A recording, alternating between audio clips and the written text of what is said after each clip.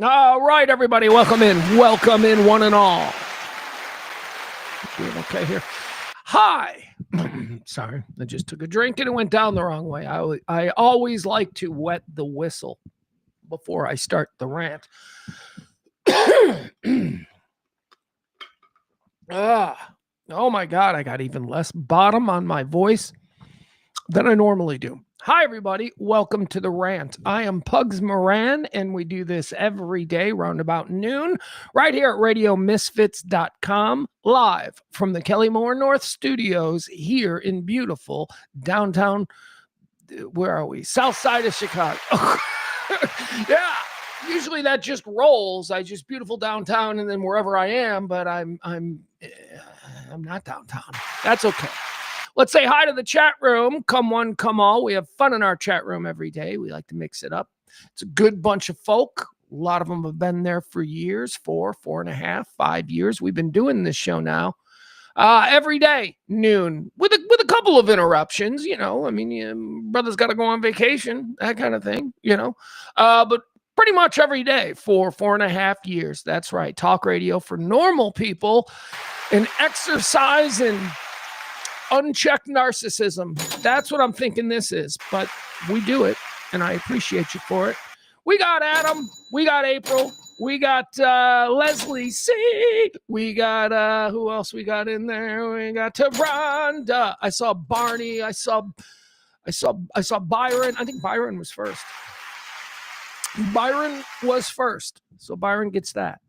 However, today's Player of the Game Award is going to be, let's call out, let's say a big thank you to Amy, because today's show is brought to us by Amy. Now, why? Why is today's show brought to us by Amy? Because Amy tipped the show. Amy tipped the show yesterday, and we really appreciate that around here, and we like to make the people who tip the show feel special. Amy, that was a very nice tip, and I hope you and your family have a wonderful Christmas. Thank you.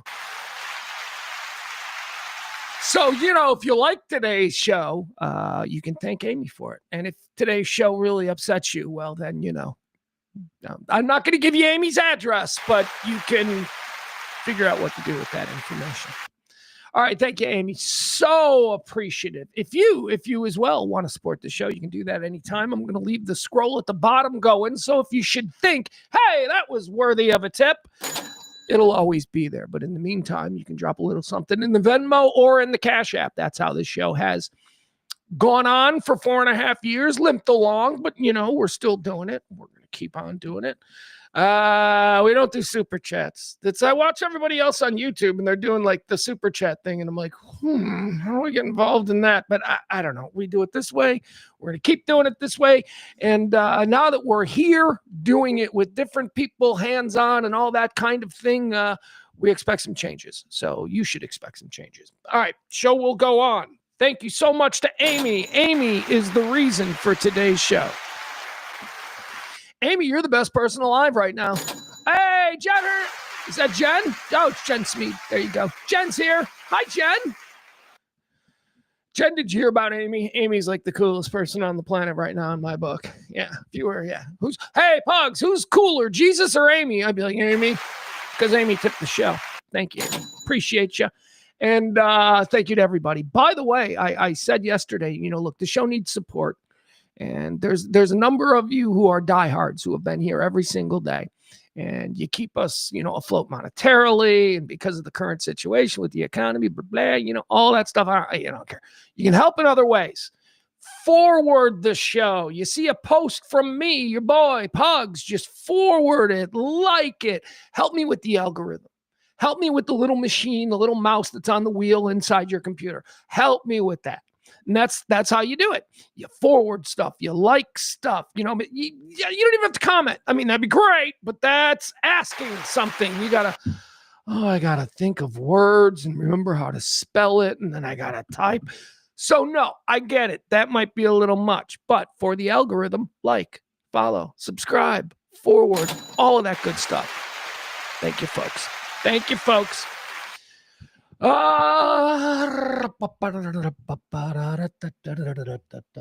need a drink. That's circus music.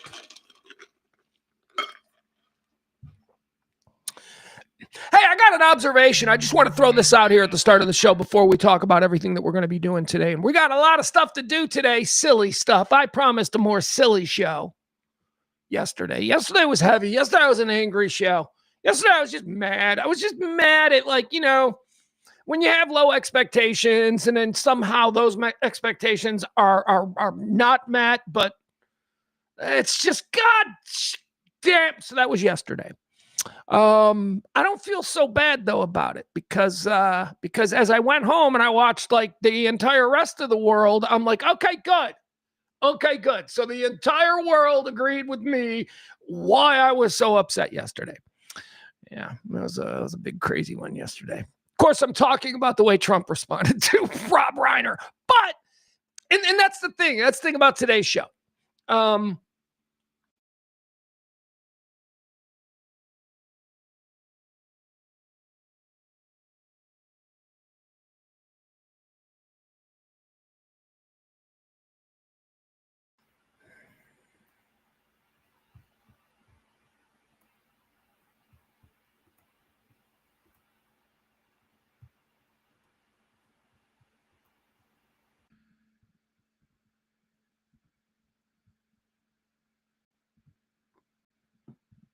All right, we should be back. That was weird, wasn't it? See, I don't know. Anything can happen around here. I didn't do nothing. And then all of a sudden, the whole Zoom box just went, yeah, we ain't going to work for 15 seconds. And then we're going to come back.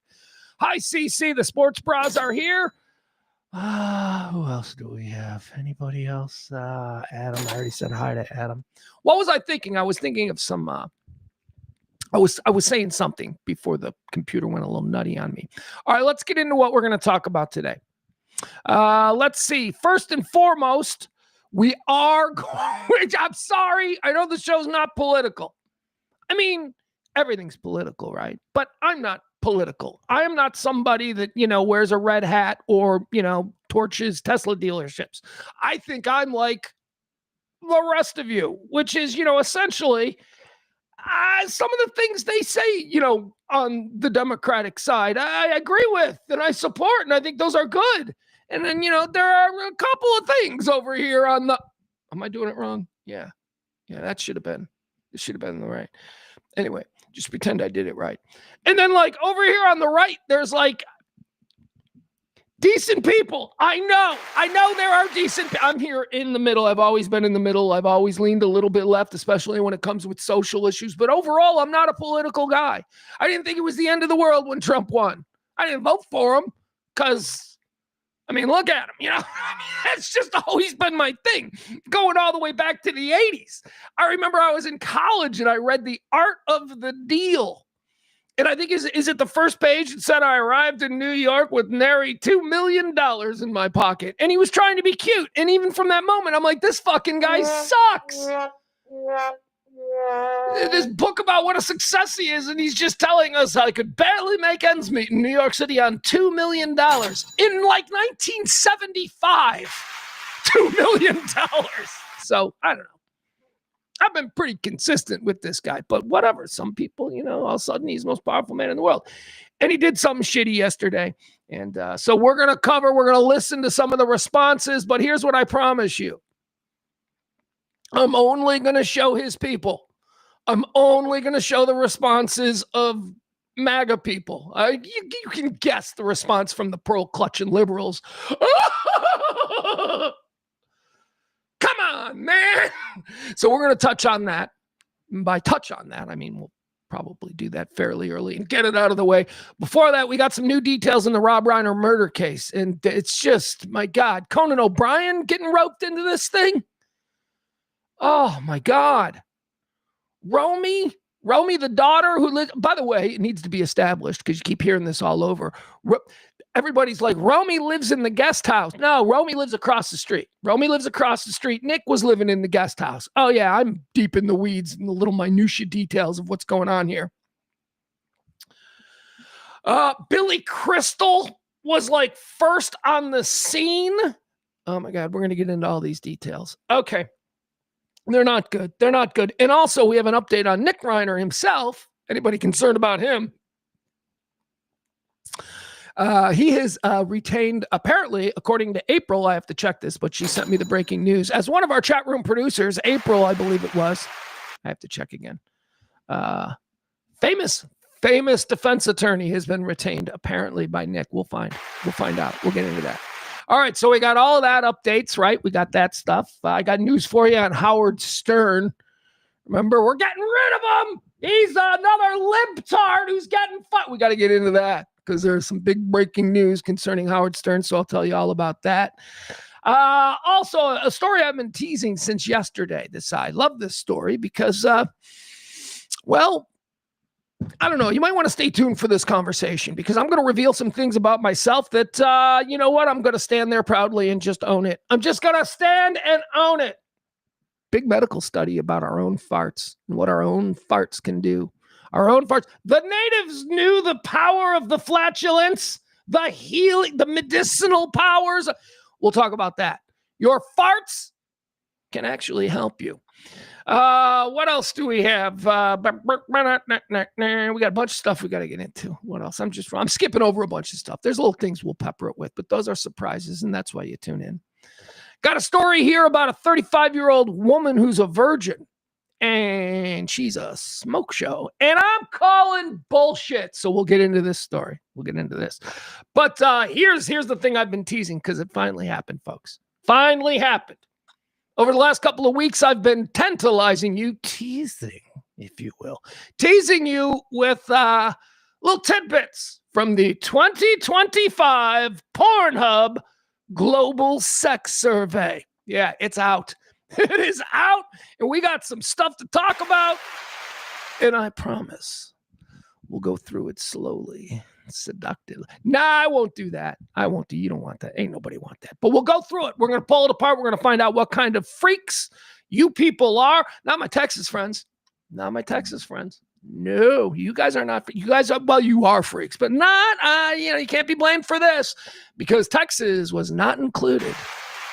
Because Texas has a special kind of freedom that takes things away from you, like Pornhub. It's that Texas freedom the Republicans promised you. Come on, people. All right. What else are we going to do? We did 35 years. Oh, yeah. So, okay. You know about my obsession with death? It's not a negative obsession. It's isn't that interesting? Fascinated by it. Don't want to be involved in it. Oh, and by the way, I wanted to somebody sent me this on Twitter. So yesterday, when I was doing my daily rant on death, I talked about how if I was ever elected governor of a state, everybody on death row would get a last minute reprieve because I just do not want to walk around on this earth having some other human's death, somebody's life that could be going. I didn't make him. I shouldn't be able to break him, right? That's kind of my idea. Because I don't know if God is real. I don't know what all this means. And all I know is, Planet of the Apes taught us, ape don't kill ape. That's like the one thing that they had that was better than us. Ape don't kill ape. So that's kind of always been my vibe. But somebody sent something to me on Twitter. And they're like, well, what if somebody broke into your house and was raping your daughter? And I'm like, oh, don't be stupid. You put that motherfucker down. I mean, you're allowed to kill in self-defense to preserve your own life. That's a very special situation. What about war? I wouldn't go. Or actually, when I was a kid, I used to think about this because a lot of other kids, I grew up in the 70s and the 80s and Gen X. We didn't really have a war going on the way maybe other generations did. Other generations, they always grew up with the specter of Vietnam or Korea or World War II or whatever. We Gen X, we were kind of like, we're just aiming nuclear missiles at Russia. That's the war we're in. We had a Cold War, so it was a little different. But hold on.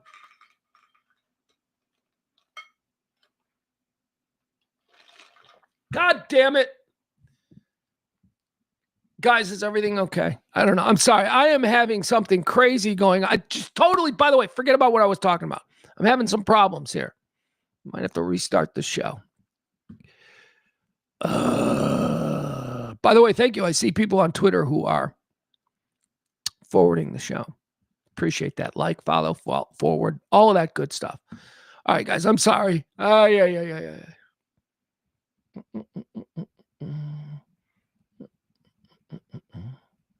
All right, there we go. All right. So I grew up without wars. So I used to like kind of imagine like, what if I was in a war? Because I had some friends who were like, I want to join the Marines, and I'm like, cool. I'm like, I want to go to frat parties. I was just maybe I guess a little bit different. But I always thought that if I was in a war, like if I was forced to go to war, and this is like 12, 13-year-old me, I would just like pretend to shoot. Like I would just hide. I do a lot of hiding. I would be like, every time like a battle broke out, I would just take cover. I would have a gun and I would, but I would just take cover. I wouldn't be good at it. I don't want to kill for war. I will kill a motherfucker who steps to me or tries to hurt somebody that I love or tries to, do something like that. That's self-defense. That's a completely different thing. And I feel confident I could justify that to God or Buddha or whatever deity it is I may have to, in fact, meet at some point in my life. But other than that, I'm not afraid of that. Anyway, I wanted to address that because people were like, you said you wouldn't kill, but what if I would kill to protect myself? But overall, the baseline statement is ape don't kill ape. All right, there we go. All right, what's happening? Is there something in the chat room that's going on? Is somebody, hold on, I got to play a little catch up. Hello. Everybody saying hi. I love that. Please say hi when you jump in, please. What happened? What just happened? Oh, okay, yeah, I'm back. Okay, I'm sorry. I'm just going back through the chat room. I don't want to miss anything. Billy Falk. I didn't say hi to Billy. Billy's in the chat room. Hi, Bill. Byron would like to point out, and, okay, very good man, working through the restrictions and his freedoms. Byron uses X videos in place of Pornhub. He says Hub is overrated. I wouldn't know. Whether they're overrated or not, I don't know what your personal sexual peccadillos are, Byron, but they are the biggest. So we're going to go through the Pornhub study because they know more about the pervs that walk among us than anybody else. What is there? There's another one. There's another porn site that's got X something, Xtube or something like that. I don't know, whatever. But there you have it. Byron's got a workaround for his lack of freedom. A discount porn tube. Let's see. Why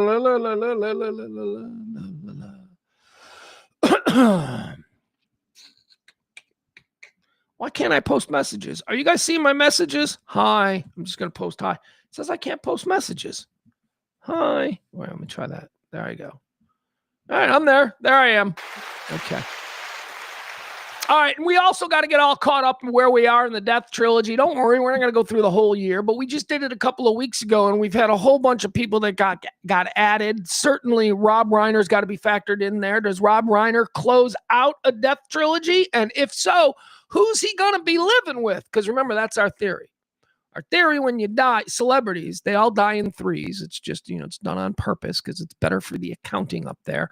So when celebrities die in three, all celebrities, they live together. They don't get to live with us. I know you got a dream that you're going to go to heaven and like on your first night, you're going to jam with Jimi Hendrix at some bar. But no, even in heaven, man, there's regular people and then all the celebrities get to go somewhere else. So celebrities die in three for that reason, because they have to be able to put them in a 3-bedroom condo. So we're going to have to figure out who Rob Reiner is going to be living all eternity with. So we'll get all caught up on that. Or does Rob Reiner start a brand new trilogy? And how many trilogies do we have left in 2025? I mean, do we have any more? Is Rob Reiner the last? I don't know. We'll see. 2 weeks. 2 weeks to go in this year.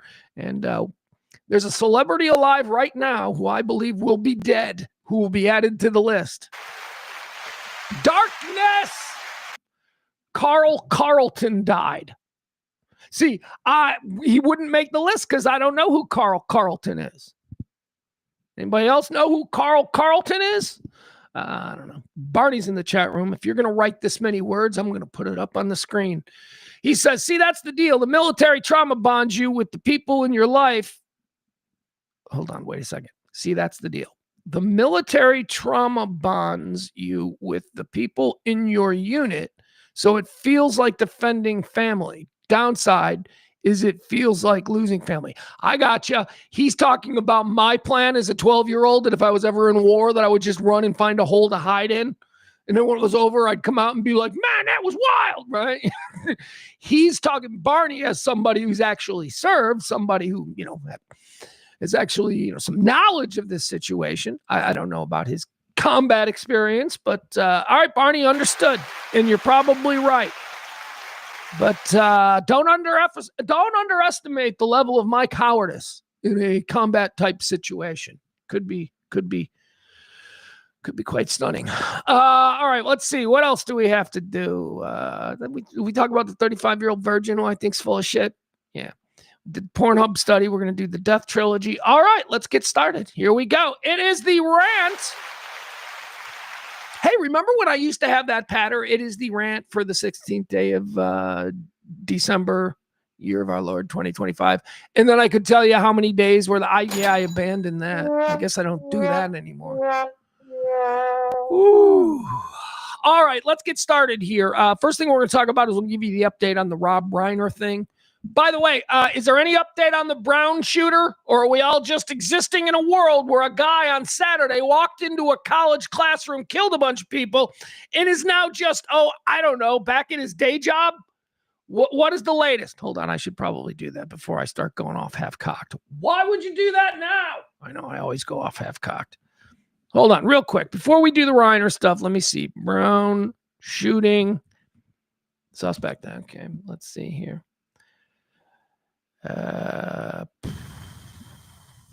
Brown University live updates. FBI releases photo of suspect as search for Brown University shooter enters its fourth day. It really just doesn't have the same feel as the Patriots Day bombing, the Boston Marathon bomber. Those guys went into the wind, and there was like this national manhunt. We were all united. We all watched. Well, this one, it's just kind of like, I mean, we'll get him. He's out there. I'll never forget the press conference. I've never seen anything like it. Do you have any suspects? No, we do not. So there's nobody in custody. There's nobody in custody. Does the community have anything to be concerned about? The community has nothing to be concerned about. The chief of police said that on Saturday. I'm like, wait, what? I have questions. Follow-ups. So you're telling me a guy walked in, he killed a bunch of people in that classroom. He's now running around on campus somewhere. You don't know where he is. You don't have a clue who he is. But we ain't got nothing to worry about? Is that what you're saying? So I was going to go play flag football on the quad. Would now be a good time for me to do that? The fuck does that mean? We have no suspects. Nobody's in custody. He's gone. But don't worry about it. You're fine. Saturday night. It's Christmas time. Don't let all the blood on the sidewalk there take you out of your mood. Search for Brown University shooter enters its fourth day as FBI releases photos of the suspect. Okay, let's look at this. Oh, we got a nice little video. Isn't that fun? Okay, let's see what this is. Is this another really bad video, or did they finally get up the balls to start knocking some doors and asking some rich folk if they could check their Ring doorbell? What did it take? 3 days? I mean, this entire plate where this took place, this campus, it's beautiful. And it's completely surrounded by these beautiful mansions. This is an Ivy League university. You know the kind of people who live in the houses that are immediately adjacent to the campus of an Ivy League university? Fucking rich people. Like generational rich people. And nobody of real, like Highland Park, Texas. Nobody of real actual accomplishment. Just a bunch of people that started out with $20 million in their bank account. Oh, here you go. All right. Let's share this. Let's see what is going on here. What's this, a video? Probably. I gotta make us watch reliving shit. that night. I will never forget his face. Until justice is served, we refuse to give up. One moment. 15 seconds.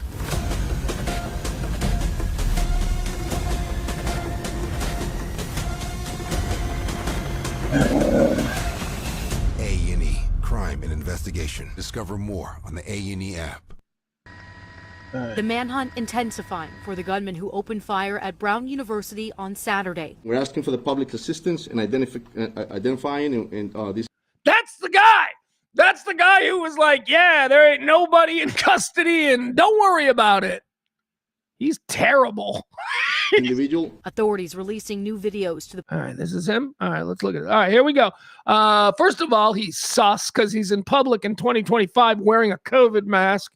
Sorry. Hey, I wore them when it was important to wear them. And I didn't bitch about it. And I didn't make a big deal about it. I was like, oh, okay, so I'm not a fucking doctor, but I do know the disease is real. So I'll just do what the doctors tell me. Yeah, that's what I did. I didn't fucking turn it into a whole thing like a bunch of amateur fucking microbiologists. Y'all turned into experts on the subject. Anyway, whenever I see anybody today still wearing a mask, I'm like, what the fuck? Two things can be happening here. You're crazy. You're a crazy person who just so loved the idea and the fear, the constant dripping fear of living inside a pandemic. You just can't give it up. You just loved it. And that's why you're still doing it. Because you're like, no, it could still be here. Or I think, oh, this person's really sick. This person has AIDS or some kind of an immune deficiency, and they don't want getting my germs, right? So it's either one or two. One, kind of sad, kind of like, okay, I get why you're wearing a mask. The other, what the fuck, man? You know what? I always freak out. I see this a lot with Uber and Lyft drivers. Well, what are you doing, man? What are you doing? Why you ever see somebody like whiz by? Oh, do you remember this? Do you remember? I don't know if I see this still now, but do you remember back during COVID when you used to see this?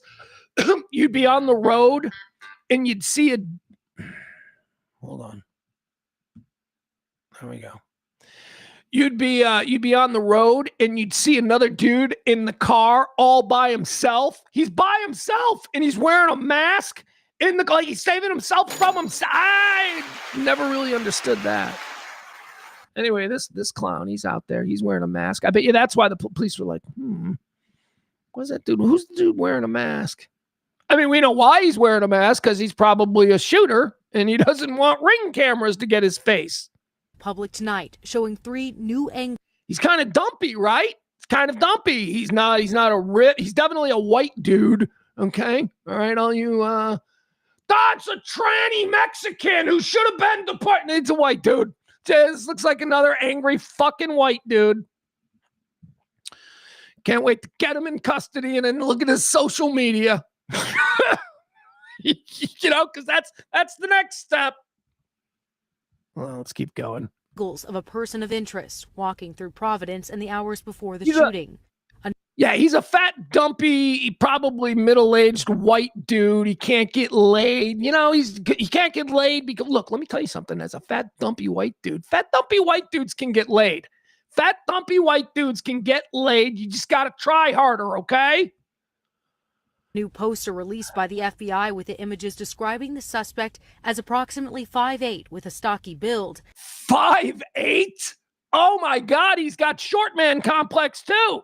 Well, if you're really short, look, here's the deal with being really short. And I say this as a man who's over 6 foot tall. And I thank God. My son is also now over 6 foot tall. And he was very, very excited when that happened. When that became official, he was very excited because for some reason being under 6 foot tall is a problem unless you're good looking. If you're good looking, like if you're like, you can be like as a dude, I'm talking about dudes. I'm not talking about chicks. Obviously chicks under 6 feet tall are fine. But like a dude under 6 feet tall who isn't like hot and like thin, and got like a swimmer's body. Yeah, it's hard. It's going to be hard. It's going to be hard because chicks don't like middling short dudes. They can justify a short dude if he's really hot, if he's really good looking, if he's built like a Formula One driver. You know what I mean? But yeah, that's tough. That's got to be tough to be ugly and 5'8". So I imagine that's why he's angry. Yeah, probably. All right, let's keep going. Here we go. He's got to be one of these incel dudes. It's got to be. The FBI also offering a $50,000 reward for information. It's painstaking work, and we are asking the public to be patient as we continue to run down every lead so we can get victims, survivors, and their families, and all of you, the answers you deserve. FBI teams seen searching for evidence today in Providence, going door to door, asking residents. Is it just me? They don't seem to be searching that hard, right? This is like me looking for my keys after they dropped in the snow on the walk up to the house. There's people there kicking the snow with their feet. I mean, this is not the Boston Marathon response. The Boston Marathon response had, where was that place? Charlestown. The Boston Marathon response had tanks on street corners in Charlestown looking for these guys. These dudes are just using their feet to kick things over to see if they uncover anything accidentally. Look, I don't want to shit on Kash Patel's FBI. But seriously, the response to this does not seem as urgent as maybe it should be. For any video that may help in the investigation. I suddenly heard this pop, pop, pop, pop, 7 or 8 like pop sounds. The shooting began around 4 p.m. Saturday afternoon in the Boris and Holly building. Hey, what a surprise. A really fucking smart Indian kid. On Brown's campus. The first 911 calls were reported shortly after 4:05 p.m., according to the mayor's office. The reality of the event setting in on the campus as gunshots rang out. The university issued its first emergency alert about an active shooter at 4:22 p.m. Terrified students took cover on campus.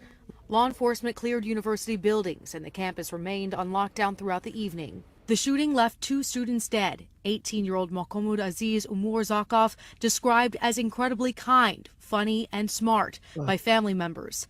And Ella Cook, vice president of the Brown University College Republicans. 9 others were hurt. Classes and exams for the rest of the semester. Go back. Look at that sweet look. No offense to him, but he's a guy, and guys always get the short shrift in these kinds of things. I mean, just look at family members. And this beautiful little girl. The beautiful little daughter. This somebody's daughter. Somebody was so fucking proud of her. My daughter goes to Brown. Isn't that the Ivy League? It sure is. Look at that. That's a... Cook, vice president of the Brown University College Republicans. 9 others were hurt. Classes and exams for the rest of the semester have been canceled. I'm pretty spooked. We're pretty shaken up. A person of interest in the shooting was questioned and released Sunday night and cleared in the investigation. Now the community is on edge as a killer considered armed and dangerous. You know how much I wouldn't give? I mean, not monetarily because I don't have that. I would give anything to be incorrectly named as a suspect and then held for I don't know, I'd stay for a day or so and then be cleared and released and then just be able to go directly to a lawyer's office and say, let's go through Twitter. Let's go through Instagram. Let's see what some people who might have some cash in their pockets had to say about me while I was illegally detained or whatever, improperly detained. Yeah, so anyway, we get it. They're still out there looking for him. April says what? We got some new information on this? Hold on, I need to check my text messages. My camera is accidentally mirrored. Is that real? Okay. All right. Yeah, it sure is. That must have happened when the whole thing flared up. Okay, how do I non-mirror my camera? All right, let's try this. Here we go. Maybe it'll be a video thing. Yeah, there it is. Look. Boom. All right. Thank you. Thank you, Ed. That's Papa Ed. All right, so that's the Brown University thing. Bill Falk says, my kid, he says 6 feet now. 6 feet now. Can your son dunk? I'd be surprised if my son could jump.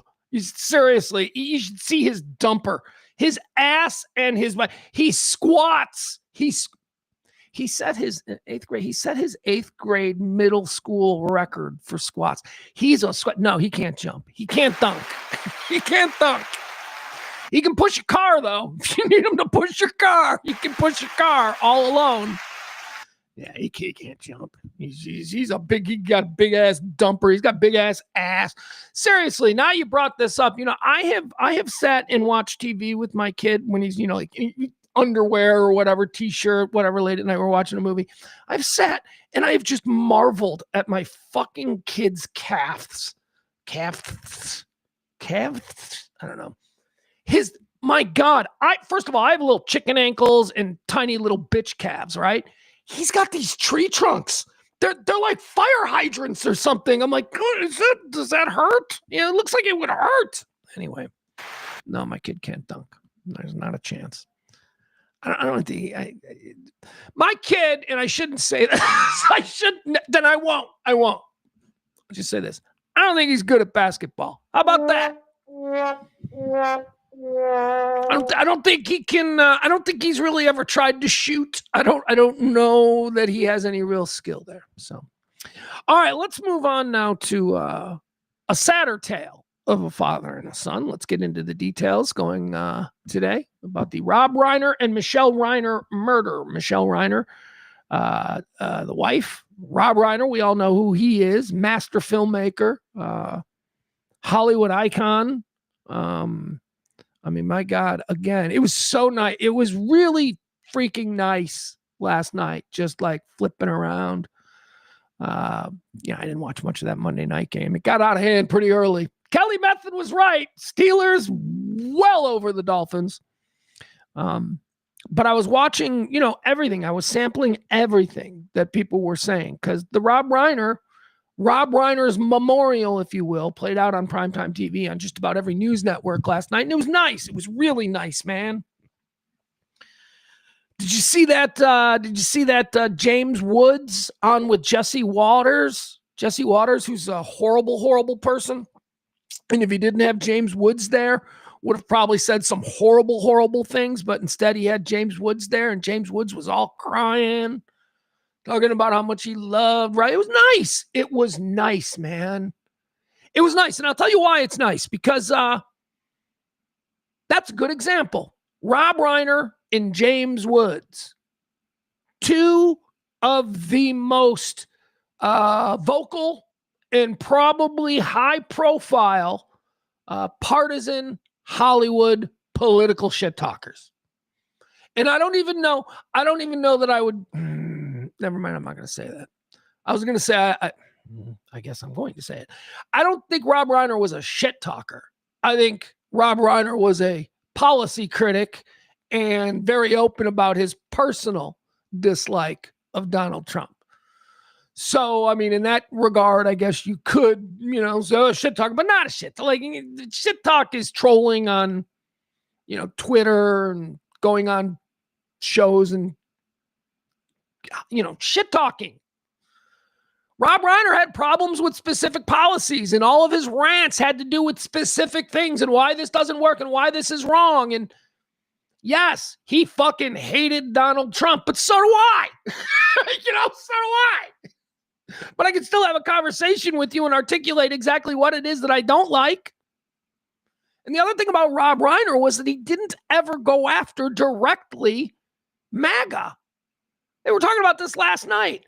Rob Reiner was never a guy who would go on and go, you Trump voters all suck, whereas James Woods does. James Woods is all you liberal, so it's a little different. But they are both very identifiable as mouthpieces in Hollywood for their respective political ideologies. And to see James Woods on with Jesse Waters last night, basically saying, look, you guys realize that this is politics and that life, actual face-to-face human relations, that's different. It was beautiful. And I give you, if you go out there, if you get a chance to see it, go see. I don't want to play any fucking Jesse Waters stuff because it'll fuck my algorithm. No, I'm kidding. But I don't have it handy. But it is nice. James Woods went on Jesse Waters last night, talked about his very good friend. He loved him. We disagreed on politics and we discussed it a lot, but I loved him and they were close apparently. Isn't that weird, right? It's like when you go behind the scenes at the WWE and you see two wrestlers that were just screaming, bloodying each other, hugging it out back behind the curtain. It's the way politics used to be. You used to be able to separate real life from the policies that you fought about, but, we're not there anymore because somebody changed it. Here we go. It's happening again. But that was nice. It was nice to see James Woods be a class guy. James Woods, he was Ghosts of Mississippi. That's probably the most direct route that you can say. How does James Woods and Rob Reiner know each other? Well, they're in Hollywood. They probably first met in Tom Hanks's baby porn garage theater or whatever. Ghost of Mississippi. Rob Reiner directed it, and James Woods starred in it, and they've been very close friends since. So that's nice to know. And it's a good example. It's a good example that there is a difference between having a difference in opinion in policy and just fucking hatred for the other person. It's weird. And, it's effective in any kind of a political movement if you target the people who are most susceptible to that. And those are the people who are, maybe not as emotionally in control, maybe not as intellectually deep. People who just won't be pissed because I'm pissed about stuff. You can connect with them. You get fucking the angry people riled up and you can just fucking make them all blurry about what they want. And then suddenly you got an army, you got a mob with pitchforks and shovels and... God, I'm getting off track. It's okay. We'll come back to this. All right, let's get into the Rob Reiner details. So did you hear the story about them going to Conan O'Brien's Christmas party in Redondo Beach? So just laying it out for you. It's about a mile and a half drive away. They all live in the same area. Rob Reiner, of course, they lived in Brentwood. Redondo Beach is where Conan O'Brien lives. Although I also heard him say it's Pacific Palisades, so I don't know. I guess I got to look at a map. Are they the same thing? Are they like right next to it? You know what I mean? But the fire department that put out Conan O'Brien's house during the Pacific Palisades fire was the Redondo Beach Fire Department. So maybe that was just from another town that came over there. I don't know, whatever. Conan O'Brien has, he's famous for his Christmas parties. He is. I know you're thinking, oh, Pug. No. No, there's a lot of stories. Like if you listen to any podcasts like Smartless or stuff like that, where you get a bunch of celebrities just hanging out telling stories. I can't tell you how many stories originated at Conan O'Brien's Christmas party. Apparently he's been doing it for 20 years. It's like a big deal in Hollywood. You want to get invited to Conan O'Brien's Christmas party. And that was Saturday, and Michelle and Rob Reiner showed up, and so did old Nick. They brought old Nick Reiner, the 32-year-old son, drug addict, who had recently arrived back home after living on the streets in Maine. Yeah, apparently he was like a homeless guy in Maine not too distantly. So they put him up in the guest house there because all rich people have a guest house. It's kind of the only nice thing that rich people do. Rich people buy these houses, and then in the back of their mind, they go, oh, shit, I know we've got a ne'er-do-well cousin somewhere. Or I know somebody in this family is going to need. So, yeah, it's nice. All rich people have guest houses. I have taken advantage of that from time to time. A very nice way to live.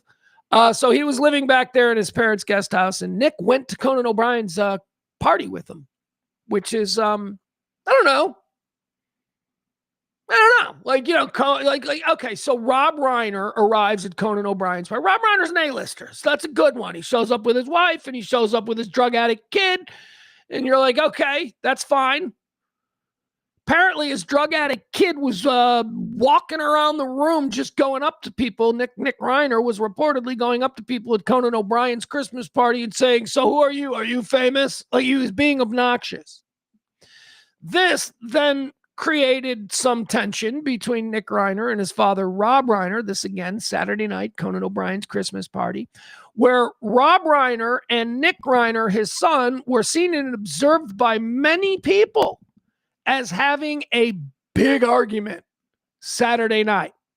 It was shortly after this big argument, very publicly held in Conan O'Brien's living room, I imagine, Shortly after that Rob Reiner and Michelle excused themselves from the party and left early.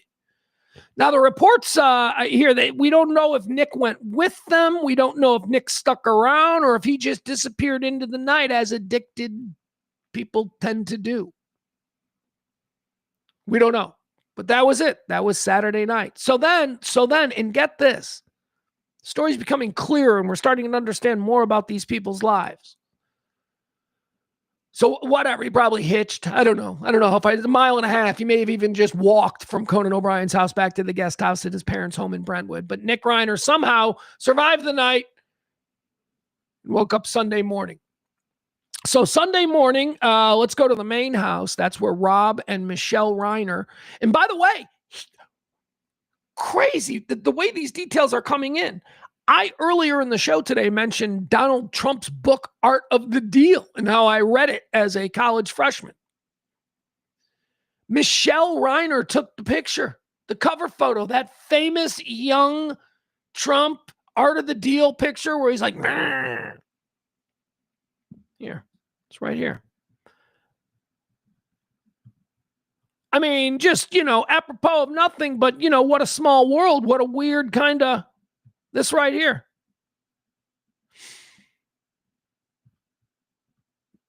Oh, shit. Hold on. Oh, why are all these things pop? I don't want to sign into Kindle. I don't.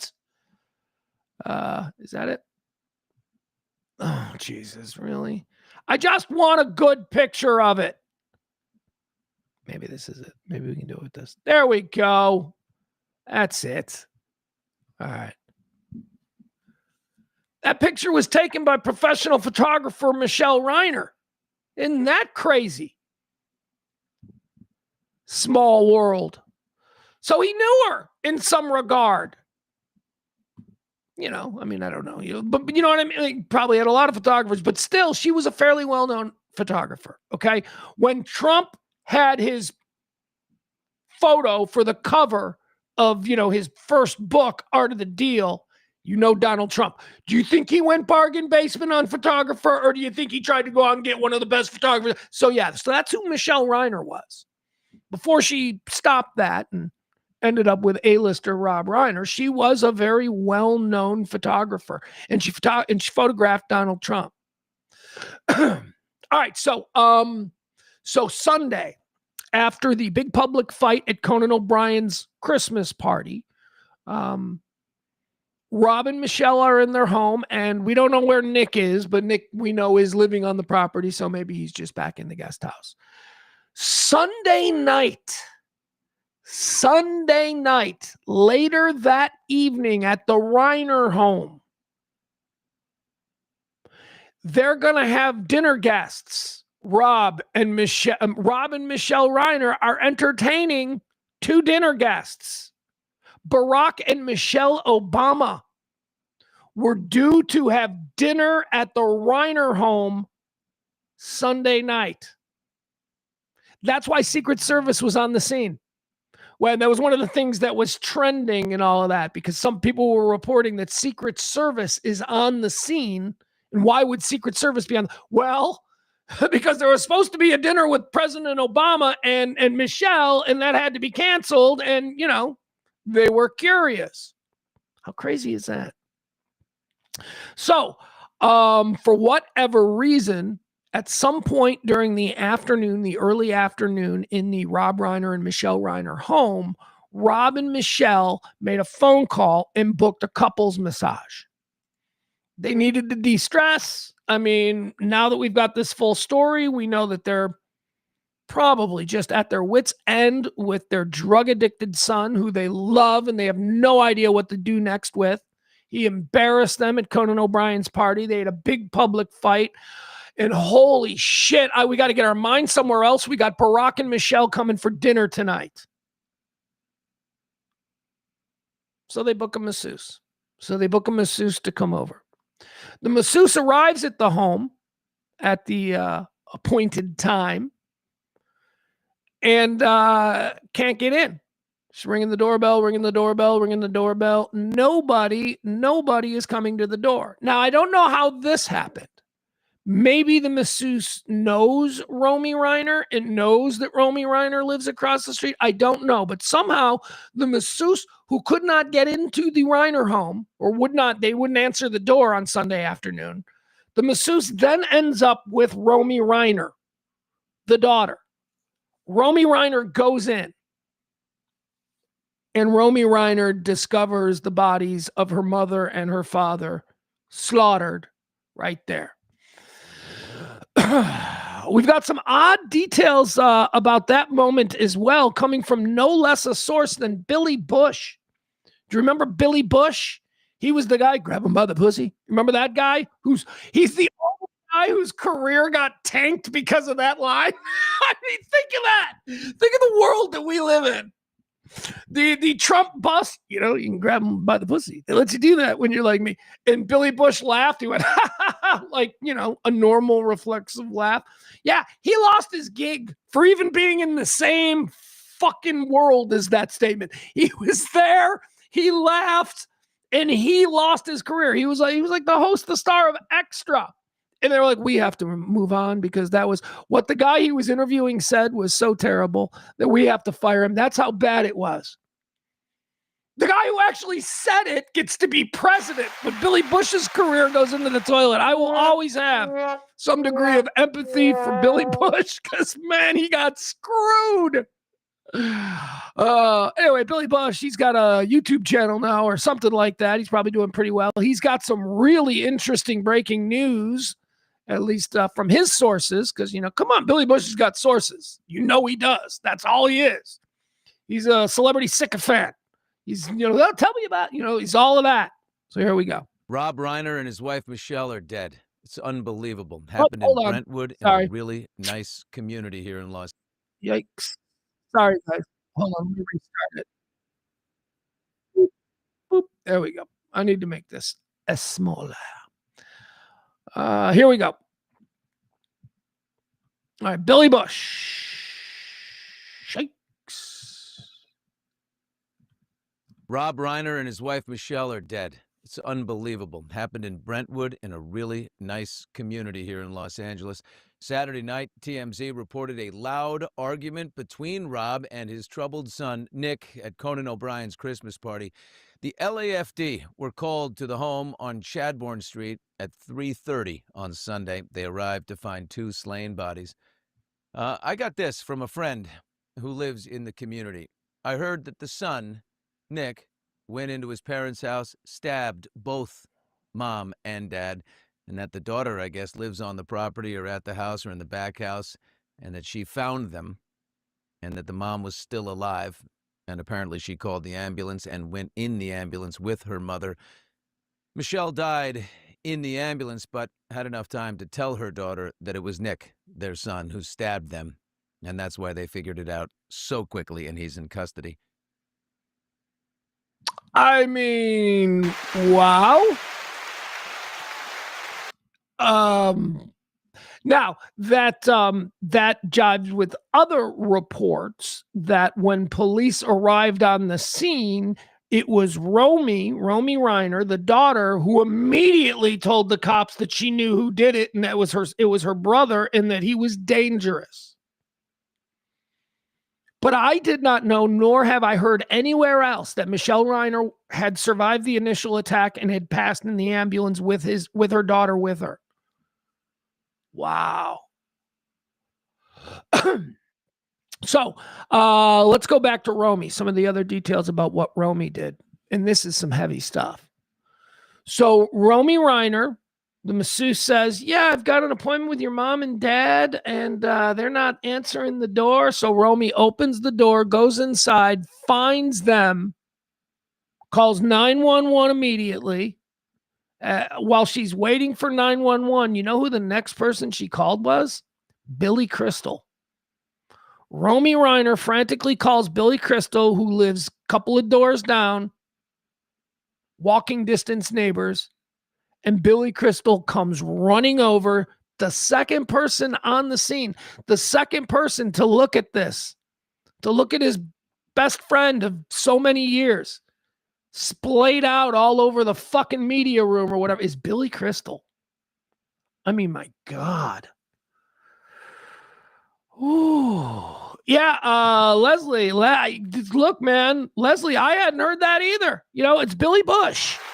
Leslie says I hadn't heard that part that she was still alive. But, and, you know, I think that in this kind of situation, Billy Bush is as good a fucking source as you can get. I believe Billy Bush. It's like what I said yesterday.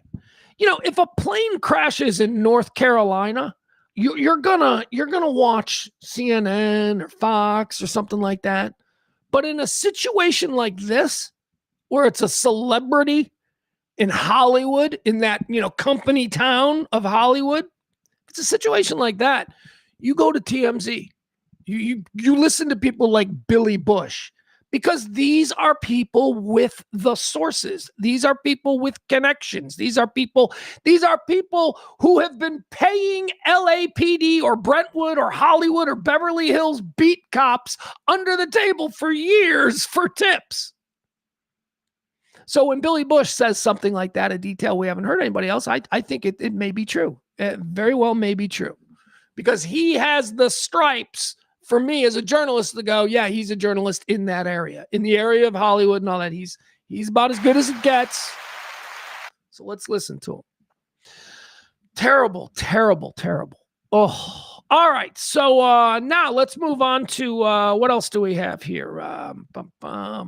Oh, let me read this. So yeah, here we go. This is actually a written account of the whole Conan O'Brien thing. So let's touch on this. Rob Ryan's drug-addicted son, Nick, hacked his beloved director, dad, and mom, Michelle, to death after a massive blow-up at Conan O'Brien's Christmas party Saturday, where the Nepo baby freaked out everyone and left Reiner terrified of what he would do next, according to friends.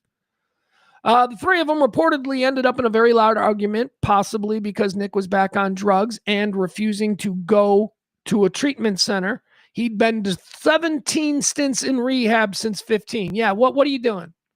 What are you doing at 18? 17. He's 32, okay? Started going to rehab at 15. He's been to 17 rehabs since he's 15. He goes once a year. You do this every year. He goes once a year and it doesn't work. This is a pattern. You want to talk about breaking addictive patterns? Sending this kid to rehab is probably an addictive pattern. I don't know what the other choice is, but, and you know, maybe that's the frustration. That's got to be the frustration of the parents. Well, what are we supposed to do? Right? That's, God. Life is tricky. Nick was freaking everyone out. He was acting crazy. He kept asking people if they were famous. Hey, are you famous? They had an argument at Conan's holiday party, and Rob had been telling people that they're scared for Nick and scared that his mental state was deteriorating. A lifelong family friend who lives near the Reiners told us. Nick was supposedly off drugs, but then talk surfaced that he was not so much off them, the neighbor said, explaining that at the accused killer's son's lowest point over the years, he was badly addicted to a combo of opioids and heroin. Yep, that's the one that does it. That's the one that does it. I say cocaine, alcoholism, opioids, and heroin. Those are the three that do the biggest damage. I mean, cocaine is cocaine is just, you know, a bunch of like well-to-do fancy douchebags ruining their lives. I don't give a shit about that. But as far as like regular people, yeah, it's alcoholism, opioid addiction, heroin addiction. It says here, Nick was supposedly off drugs, but then talk surfaced that he was not so much off them, a neighbor said, explaining that at his lowest point over the years, he was badly addicted to a combo of opioids and heroin. The Reiners were scheduled to meet with the Obamas for dinner later that night. Secret Service were reportedly on the scene. All right, there you have it. Fudge. All right, we did the Billy Bush thing. All right, so now here we go. All right, I'm gonna be like angry screaming guy again, okay? Because I'm so upset with the president. I'm gonna be angry screaming guy again because now we're gonna get into the blowback from his post. His post yesterday that may go down in history considering the platform he comes from and who he is and the subject of his derision. This may be the ugliest, most inhumane fucking post of all time. We know what we're talking about. We're talking about Trump. Very sad what happened. Trump derangement syndrome is the reason he's dead. Let's just boil it down. He said a bunch of stupid shit and he tried to like couch it with, we're praying for that. You know, that bullshit, that disingenuous, manipulative con man cynicism. Ugh.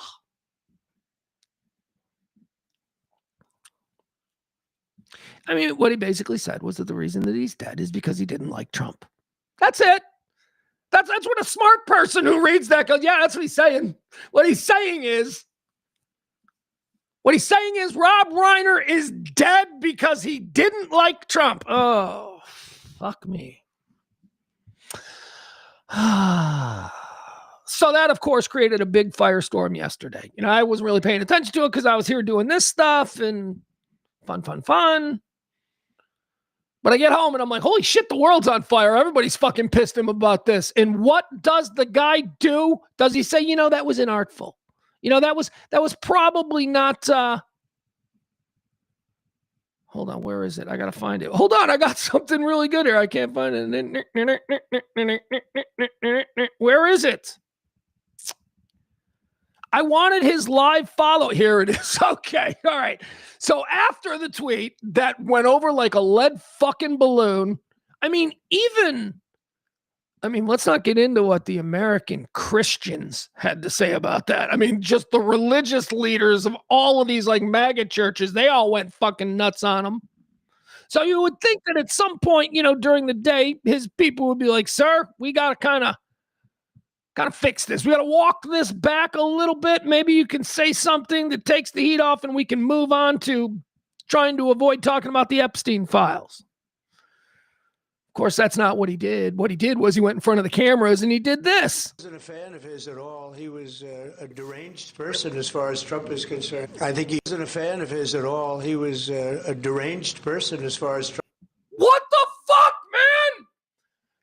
Just say what a terrible tragedy. What a terrible tragedy. Trump is concerned. I think he hurt himself in career-wise. He became like a deranged person, Trump derangement syndrome. So I was not a fan of Rob Reiner at all in any way, shape, or form. I thought he was very bad for our country. Yeah.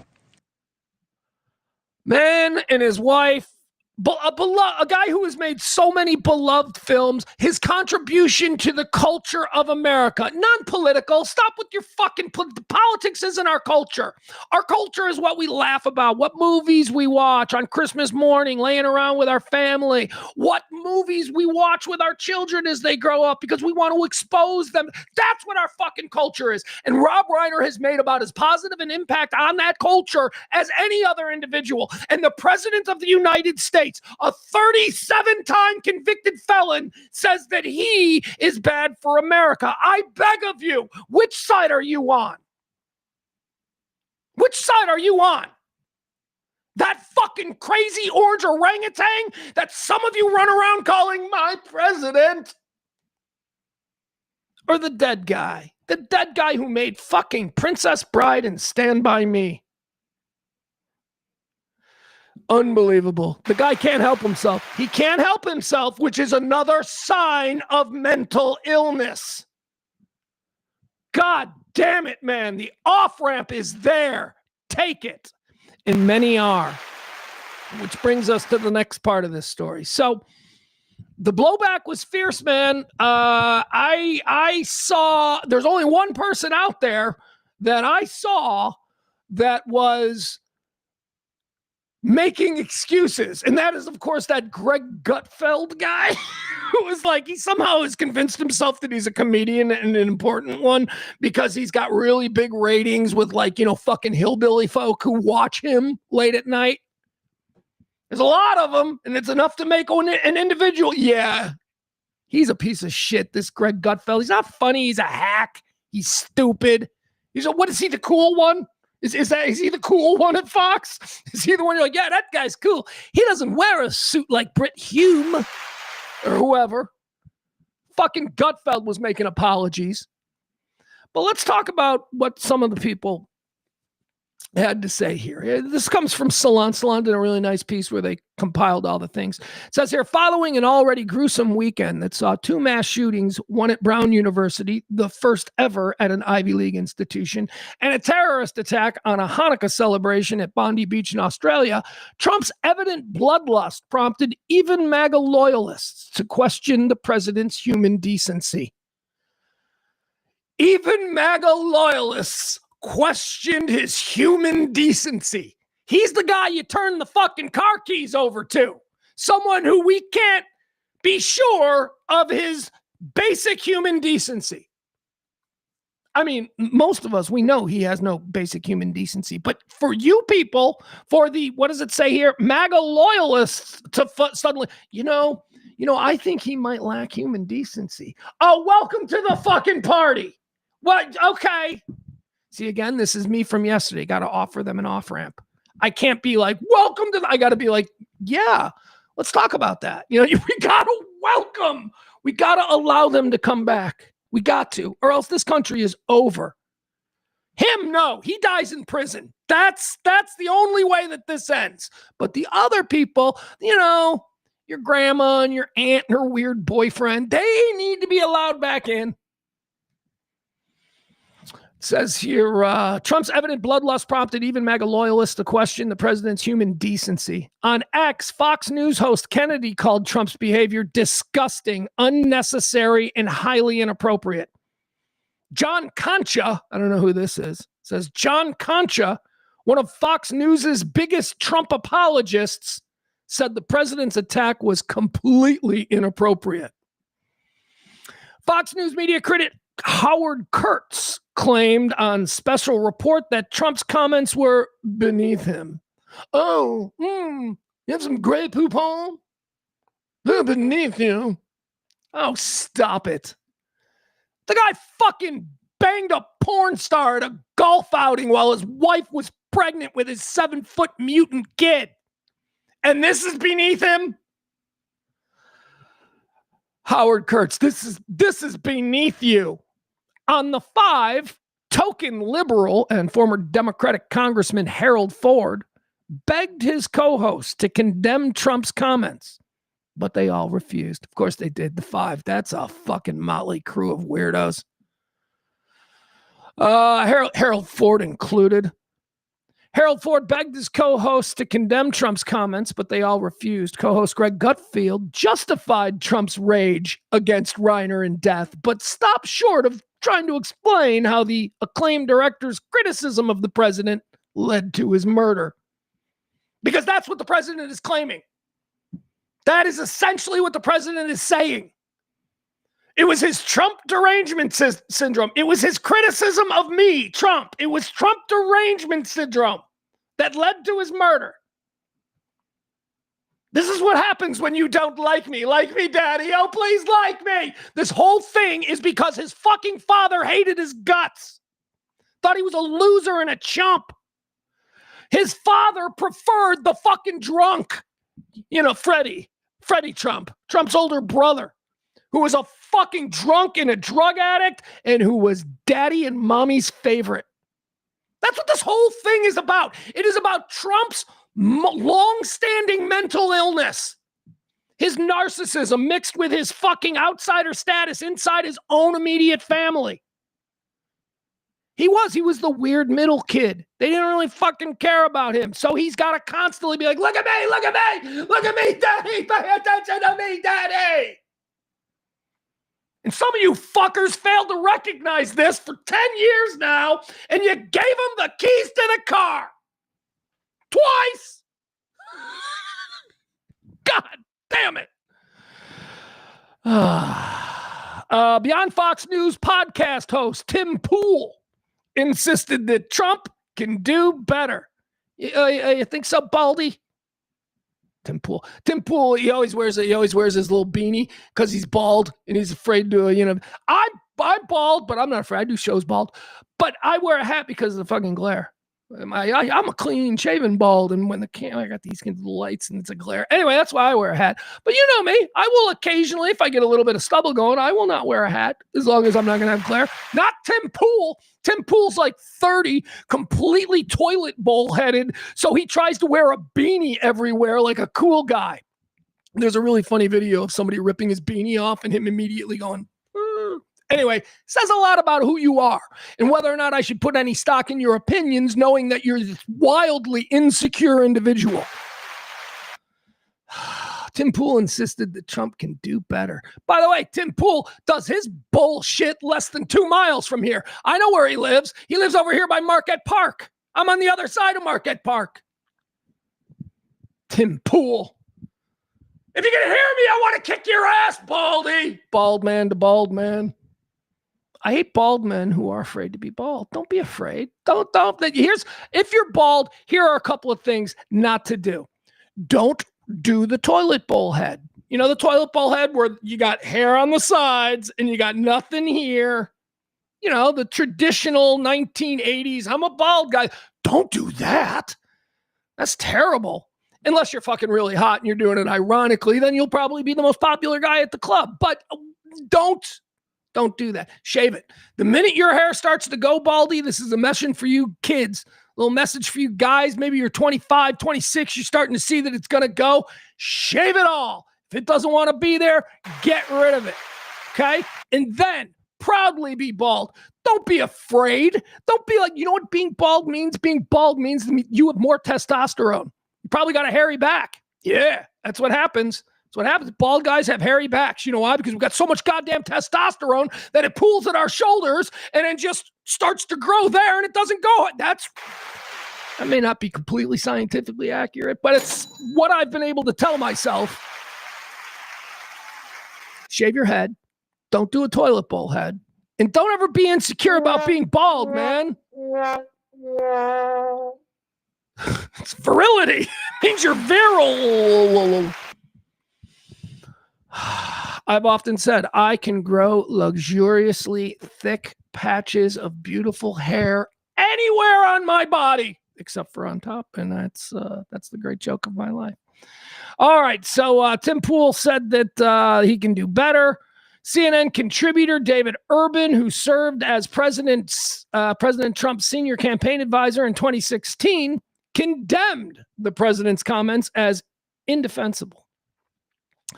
The influential evangelical Russell Moore, the editor of Christianity Today. All right, so here's the Jan Wiener of Jesus in America. You know, Jan Wiener of Rolling Stone. This is the Jan Wiener of Jesus and Christian and MAGA Christians in America. Russell Moore, editor of Christianity Today, slammed Trump for vile, disgusting, and highly immoral behavior. Even Jenna Ellis, the president's former lawyer who assisted him in trying to overturn the 2020 presidential election, called him out for setting a horrible example. She then went on to say, this is not the appropriate response. All right, so there you go. There's the blowback. Just giving you some examples of some people who are almost always associated, with the Trump world or MAGA or whatever, and how they're openly coming out. I think, honestly, if you're Trump, the most concerning one is Russell Moore, the editor of Christianity Today. That would be the one that would have, all these other people are pearl clutching publicly because they know they want to have a career after he's gone and they don't want to have to answer for this moving on. So Jenna Ellis is an example of somebody who's like, yeah, I'll probably be trying to get on TV 20 years from now. And I don't want them, so I got to do this. That's what that is. But the dude from Christianity Today, that's a big one. That's an influential one. Because all the pastors of all the churches, the shit could turn. Trump loses the MAGA churches, fuck, he's in trouble. All he'll be left with at that point are the incels, the groypers, and the boogaloo boys. Or will he? Nick Fuentes, Nazi, Nazi from Lyons Township. Here's another one of these fuckers that's just a couple of miles away. Nick Fuentes, avowed Nazi, on Trump's response to Rob Reiner. Forget for a moment that we are in a war. Someone gets murdered by their son. It's a horrific tragedy. This is a horrible story. And nobody deserves that. I don't care what their politics are, what they said on the internet or on television. Nobody deserves to be murdered, stabbed to death with their wife by their own son, who they tried to help, and their best friend discovers the corpses. It's despicable. And it's despicable to make fun of that. And I do think that, look, somebody like George Bush passes away of old age at the very end, and you talk about his political legacy, that's one thing. Some guy, some producer, some civilian dies at the hands of his kid. It's such a grisly situation. It is objectively awful to make fun of that. Now, if Trump were actually doing what he promised to do, you could overlook the fact that he's a douchebag. You could overlook the fact that he's vain, that he's a narcissist, that he's tactical but not strategic. You could overlook all these things if he was bringing home the goods. That was kind of the deal in 2016. You said, we don't love everything about Trump, but you know what? We're willing to accommodate. It's an acquired taste, but it's okay because he's doing all these other things. Well, what's actually the pitch now? We get nothing. We get no concessions. There are no deportations. We haven't ended one of the wars. We haven't remade the federal bureaucracy, and then he's a dick on top of it. Then it's all about his vanity and his own self-aggrandizement on top of it. What is the redeeming quality now? It's nothing. It's hollow. It's empty. So that's my take on the Rob Reiner stabbing. No one should be making fun of that. It's not funny. Who could honest to God look at that and laugh? Charlie Kirk, on the other hand, this is somebody who is my mortal enemy, who he was actively trying to suppress my career, ruin my life, all these things. He got shot by a political partisan. He wouldn't debate me, but he would debate the type of person that murdered him. Someone like me could have gotten on the show and said, I guess you should have debated me. I could have said some smart alecky thing. I wasn't even thinking that way. Because a young person got shot in public for basically no reason. And that's awful. It's awful that there are two fatherless kids. It's awful that this guy had a daughter who now has to live with this. Her brother is in prison for murdering her parents who are now dead. Her life is shattered and destroyed, and so many people's lives are destroyed. You go on True Social and make a joke about Trump derangement syndrome? It just goes to show there was never anything there. Nope. There was never a center. It was always empty. There was nothing inside there.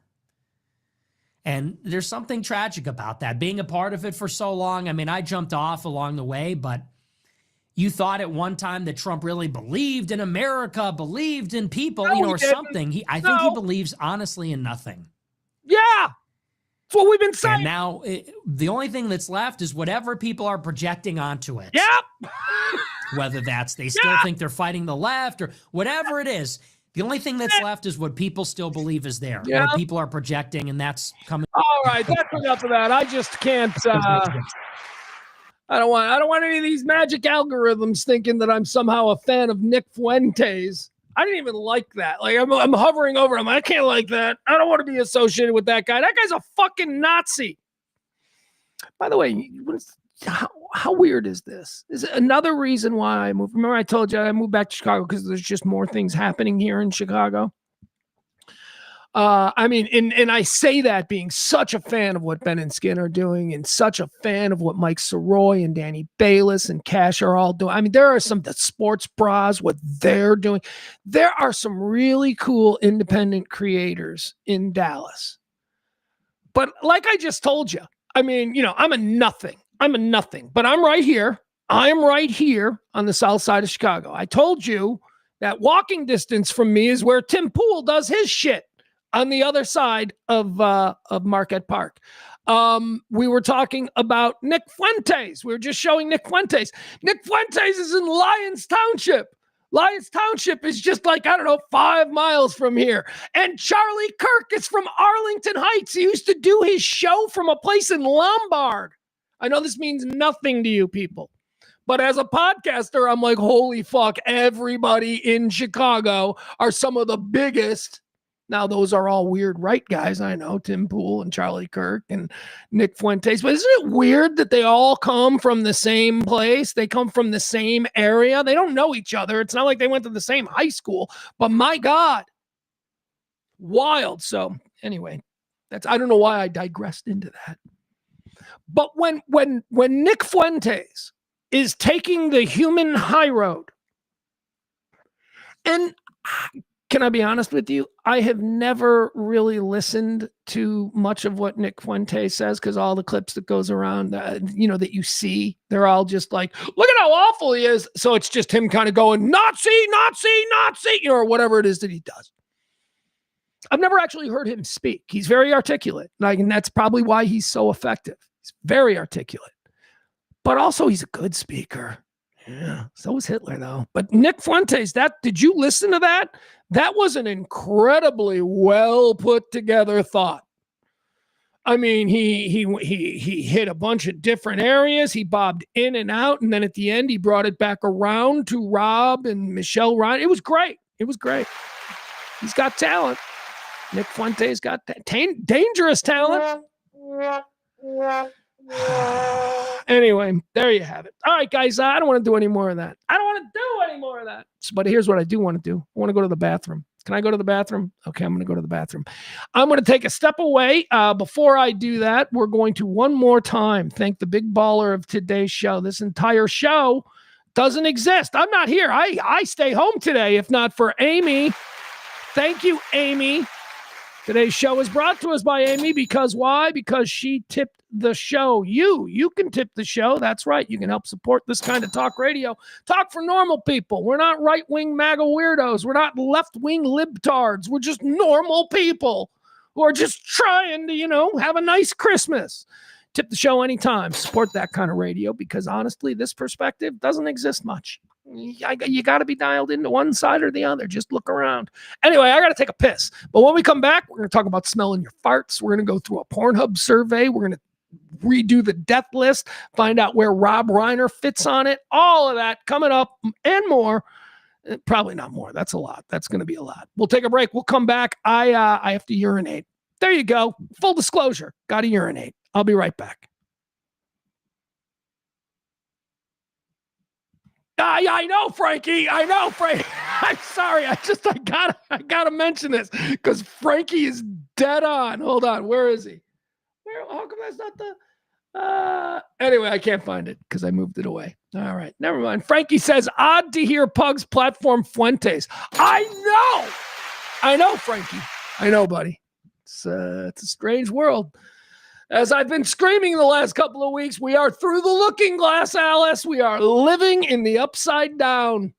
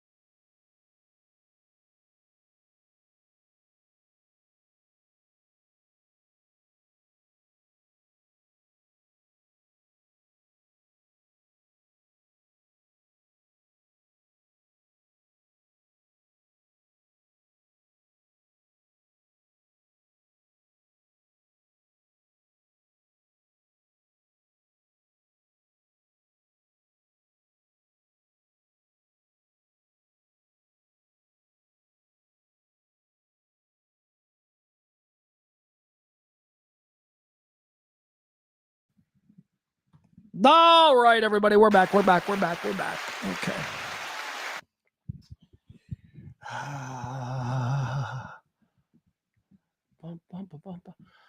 Hold on. We'll get this going.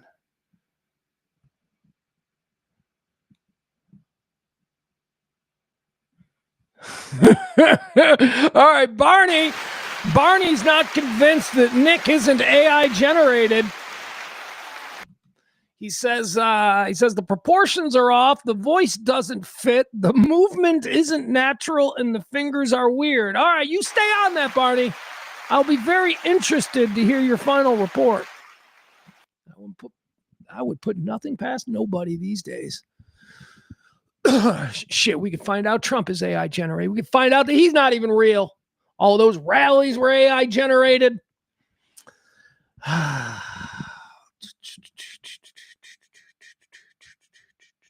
Uh-oh, what's going on here? Hold on. God damn it. I don't like Restream. I don't like the controls on Restream. I just don't. They're cumbersome. That would be the good word. Let's see here.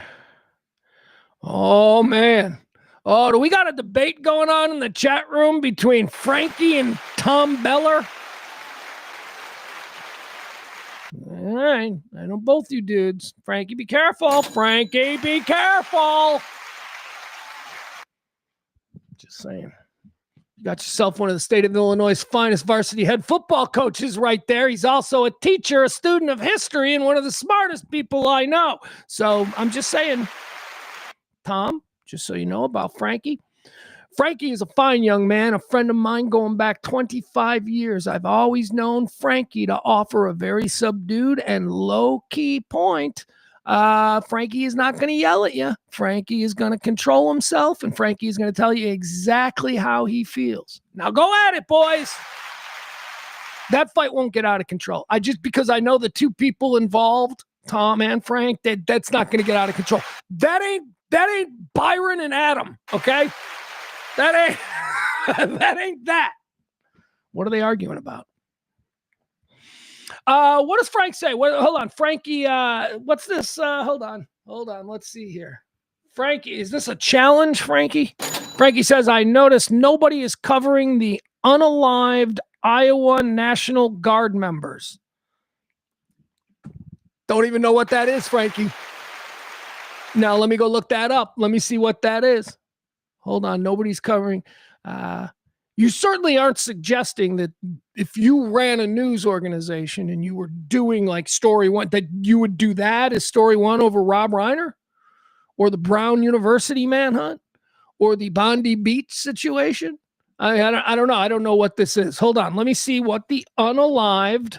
All right. That's probably not the way. Iowa. I'll just put Iowa Guardsmen. I think that'll probably get me there. God, Iowa Guardsmen killed. All right, when did this happen? Yesterday, Iowa police. Oh, this happened over the weekend. This was the ISIS attack. Yeah, no, I know about that. What are we supposed to do about that, Frank? I mean, what do you mean? What do you mean we're not covering it? I mean, 2 American soldiers were killed in a terror attack by a resurgent ISIS in Syria, a place that we shouldn't fucking be. But, whatever. We're best friends with Saudi Arabia now, so I guess all of those places are safe for us to be. I mean, that's a terrible story, man. It's a terrible story. But, I mean, I don't understand what the argument from Frank is. That, like, why aren't we talking about that?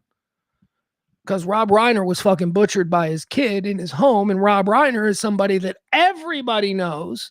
Everybody can relate to that story. Now, are you saying what's more important?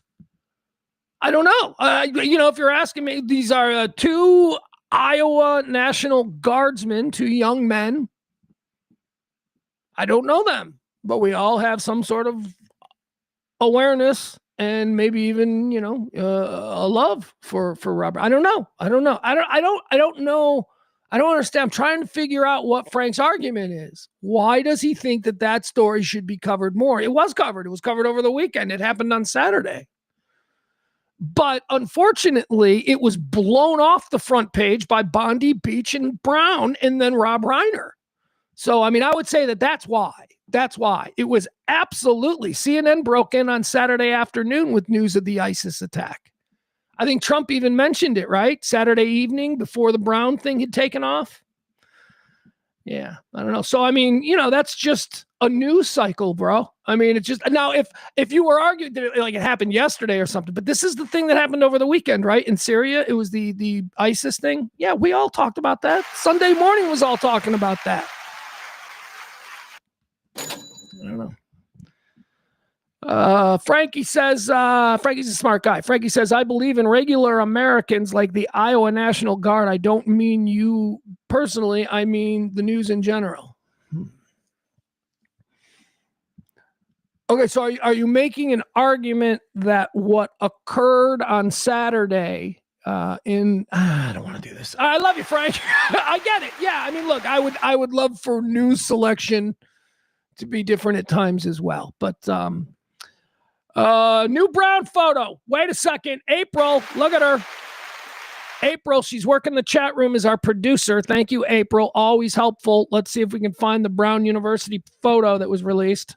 Brown shooting suspect. New photo. 38 minutes, 2 hours ago, 2 hours. I don't have any new photos. New pictures. This is 47 minutes ago. All right. Let's see. Are these the ones we looked? Aren't these the ones we looked at before? These look like the ones we looked at before. Hold on.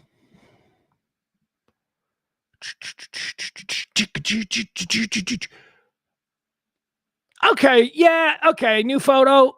All right. I mean, yeah.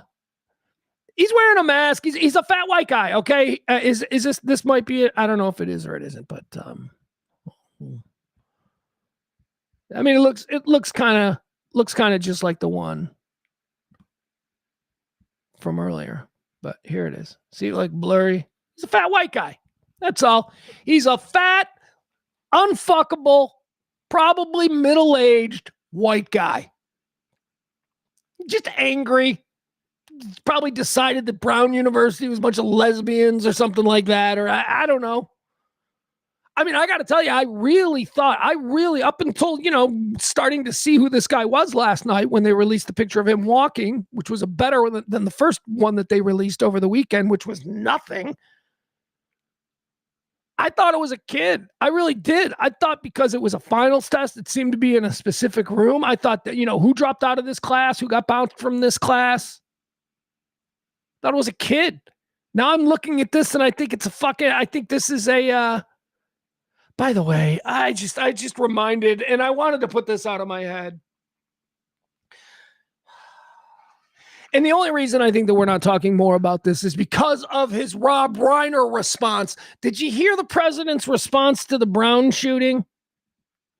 The question from the reporter to the president of the United States was, what was the process that the FBI used in deciding to release the suspect that had been in custody? Remember, there was a guy in custody, and then the internet went nuts, and they Sam Hyded him, if you know what that is, and all that stuff. They put him out there, and he became famous, kid from Wisconsin. Just there, staying at a hotel in Providence. I think he was going to the Bills game or something. I don't know. Whatever. They arrested him. They put him out there. They ruined his life, although he's going to make some money. So the question was, how did you determine to release him? Right? That was a direct question to the president. I'll put it in, words like we're at a bar. Hey, Mr. President, you let that dude go. What did you guys find out? Why did you let him go? And you know what the president's response to that was? Because the president sensed that as an attack on his FBI. So the president's response was, well, I don't know about that, but, there were no guards there. And, that's Brown University's problem. The president of the United States deflected on just a simple procedure question about the FBI's decision to release him. It wasn't even critical. It was just like, well, what did you learn? And the president is so fucking insecure about anything that might be perceived as a slam on his administration, immediately blamed the security on the campus of Brown University, to which the president of Brown University had a wonderful response. which is, unfortunately, we see this as a national problem, not a Brown University problem. I mean, I thought that was great. Come on, Mr. President. You're saying that there wouldn't be a school shooting on campus at Brown University if they had hired a couple of extra rent-a-cops? Stop it. It's a greater problem. These things happen all over the place. Fuck you, Valdi, huh? Hey, if that school district had hired a rent-a-cop, Mr. President, that is not the... Fuck you, Mr. President. What am I doing? That's performative. Hey, jackass, that's not how you talk. That's not how you lead people. That's certainly not how you guide a frightened people in challenging times. You fucking monster. There he is. There he is. Here's our dumpy, middle-aged, unfuckable incel who's probably spent the last 20 years of his life being radicalized on Reddit or whatever. By the way, those people I don't even find to be particularly political or partisan. They're just idiots. They're just dumb people who live in this alternate universe where people actually talk to them because they're absolutely invisible when they go outside their homes, or at least they feel that way. Why? Because they're awkward, weird, have no confidence, and were probably raised by people who beat them so far into the dirt that they've been dead for years. That's who these people are. No therapy, nobody to talk to, nobody to work out these feelings. Nah, just act on it. All right, so there you go. There's is that the latest one, April? I'm not sure. Is this the one you were talking about, April? April says that Lookner. What do you want to send people over to Lookner? Don't mention Lookner while I'm streaming. How dare you? I love Steve myself. I support that channel. I love that channel. I've donated to that channel back in the day. Can't do that anymore. Got to donate to this one. All right. All right. So now let's get into, oh, Jesus.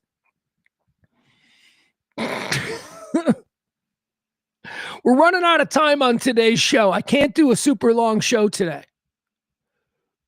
What do I want to do here? Oh, you know what? Since we're not done with the Trump thing, I do want to show you something that I thought was really great. And I don't know who this guy is. I think over the years I've figured out that he's some kind of a comedian. He's a stand-up comedian. His name is Trey Crowder. He's got a response. He's got a really great response. Let's watch this. This is a great response to the whole Trump doesn't know how to send condolences, right? So here you go. Let's watch this. This guy's pretty great. This makes a lot of sense. Hollywood royalty and outspoken lefty Rob Reiner and his wife Michelle. Hold on. Well, this weekend, Hollywood royalty and outspoken lefty Rob Reiner and his wife Michelle were tragically murdered, and right-wing influencers wasted no time in reminding us all what really matters, their own moral superiority. This is how I would paraphrase a lot of the early posts from online magazines when this news broke. They were like, vultures on the left, take note. I was no fan of Rob Reiner's politics or his movies, though I did like the one where the badass general gives that speech about how beta cucks like Tom Cruise secretly worship us alpha males and need us to be violent so that America's awesome. Still, I did not like Rob Reiner, but I would never be disrespectful in a moment like this. All right, even though disgusting liberals celebrated Charlie Kirk's death, I promise you, you won't see anyone on the right mocking or politicizing this horrible murder. And then right after that, the person at the very tip top of the American right both mocked and politicized this horrible murder. Imagine that. Yeah, in an insane, even for him, post on True Social, Donald Trump said that Reiner's death was a result of Trump derangement syndrome, that he was so obsessed with Donald Trump that it drove others into a literal homicidal rage, which, aside from the fact that that sounds like Ben Shapiro wrote a Law and Order storyline, there are some truly unsettling notions baked into that, y'all. Like the sitting president of the United States just reacted to the violent death of a Hollywood star who opposed him by basically saying, you know, he'd probably still be alive if you like me enough. Let that be a lesson to you all. If you don't like me enough, eventually someone will stab you, and it'll be your own fault. So presidential. Yeah, y'all think he tweeted that from the same desk FDR used to sign the New Deal? Or, well, look, to be fair, this was so out of pocket that even a lot of his staunchest supporters are kind of balking at it. A lot of the comments on the post itself are people being like, you're the best American of all time, sir, but this is a bit much. This is beneath you, Mr. President. This is not like you, sir. It's like, look, I'm glad y'all realize this is wrong, but I'm not going to have y'all acting like this is weird. Okay? It's like, oh, the world's most malignant narcissist just made the most malignantly narcissistic post in social media history. Inconceivable. Like, don't act like this is some rare misstep from an otherwise great man. Like, no, this is pure distilled Trump right here. This is your guy. Hell, this is why he's your guy. And this is why America's in such trouble, because of him. Like, this post, this is the whole thing, y'all. A perfect snapshot. All those many moons ago, y'all saw this loudmouth egomaniac be boldly ignorant, proudly hateful, and unabashedly selfish on the biggest stage, and you thought, I'll have what he's having. And now, nearly a decade later, the cultural and political division have gone up to 11 in this country, and you love it, and you love him for doing it. You're his #1 fan. All right, so even if you don't like this for whatever reason, you'll shake it off. You'll find your way back in line. I know you will. You always do. But to everybody else out there on my side, like, y'all, how crazy is it? Like, the worst president in history, somehow, against all odds, continues to get even worse. It's like, how much more fucked could we be? And the answer is none. None more fucked. Love y'all. Wow. Now, here is why that is wow. Look, it wasn't about what he said, although I thought what he said was great. It was that writing. Did you guys pick up on that? That fucking entire screed was just peppered with what I talked about yesterday. Rob Reiner made movies that have lines that are absolutely embedded in our culture. So much so that I bet people watched that and didn't even pick up on it, that it was almost all lines from Rob Reiner movies cobbled together into that rant. You can't handle the truth. It goes to 11. None more fucked. That was a good one. That was Spinal Tap. It's none more. It's none more fucked. That was terrific, man. That was some great comedy writing. And he wasn't reading it. So he must be good at, what actors and stuff are good at, which is memorization, which I am not. That was really cool. That dude was, seriously, go back and watch it again if you can. It's Trey Crowder. And then just see how many there were lines from The Princess Bride. There were lines from A Few Good Men. There were lines from Spinal Tap. There were lines from Misery. I'm your #1 fan. It was great. That was terrific. So hope we all enjoyed that. All right, Trey Crowder. That was some high-end comedy writing right there. All right, let's see here. So now what do we want to do? Where are we at? Howard Stern is in the news today. Howard Stern, I told you guys. I know how radio contracts work. I know how this game is. Remember back when Jimmy Kimmel was in trouble? You guys were all, not you guys, none of you. You guys are normal. There were a lot of people out there. Let's count Howard Stern and the people that Donald Trump took down. Like Donald Trump is getting Sirius XM to make decisions. The way they made Disney make decisions on Jimmy Kimmel. Jimmy Kimmel sat the bench for 2 nights and then got a big fucking raise and another contract. So that didn't really play out the way that's what these crazy people that are just the hateful people on the internet. That's how they do. They end zone dance. Like they don't see the flag on the field. They're celebrating and they're doing their whole thing. And then when they're done, it's like, oh, there's a flag on the field. Oh, do you mean Jimmy Kimmel's not we didn't get Jimmy Kimmel fired? He's actually getting a raise and a contract extension. Oh, well, fuck. Same thing for Howard Stern. He signed a 3-year extension today with Sirius. Fucking crazy money. Crazy money. Stern sticks with Sirius. Howard signs a new 3-year deal after protracted contract standoff. That means they wanted him. And he was like, no more money. No more money. No, this is what I want. This is what I want. That's what a protracted contract standoff that ends with him signing a 3-year deal. If it was them going, yeah, we're not sure we want you, it would end up being a 1-year deal. But so there you have it. They never wanted to get rid of him. His anti-Trump rhetoric isn't fucking ruining Sirius XM. Stop it. Fuck. You weirdos are now more than ever in the minority, and people are jumping ship left and right. And let me remind my moderate, middle of the road nonpartisan friends. Provide your MAGA friends an off-ramp. Welcome them back. Don't be fucking dicks. Okay, here you go. This is one I promised. We can do this one really quick. I'm going to reveal some things here. So a new study says that sniffing your own farts could boost brain power and fend off Alzheimer's disease. Sniffing your own farts. Oh my God. Could you imagine having to do that? Well, I'm here to tell you, I don't have to imagine it because I ain't got a problem with it. I never have. And, I swear to God, I always I will judge you and I will make a note that you are insecure and that you are putting on a phony front if you are somebody who pretends that the smell of your own fart bothers you. Like if we're in a room and I say, I like the smell of my own farts. And yeah, I will specifically choose because it doesn't fucking freak me out. And actually I'll be like, ooh, that's a good one. I will say If I'm in a room and I say I like the smell of my own farts and you go, oh, no way, I can't even smell. I will then look at you and go, oh, okay, interesting. This person is afraid of who he really is. And he's going to be putting on a phony sort of facade. So there you go. Mental note on that guy. That's why I'm such a good judge of character. Because I cherish honesty and authenticity. You like the smell of your own farts. You know it. You know that you do. And for some reason, you got to pretend like it's gross. Now, let's establish a fact. Anybody else's fart is absolutely disgusting. That's how we start this negotiation where I get you to cross the Rubicon and admit that you like the smell of your own farts. We begin with an agreement, and the agreement is that other people's farts are terrible. Yes? Can all agree with that?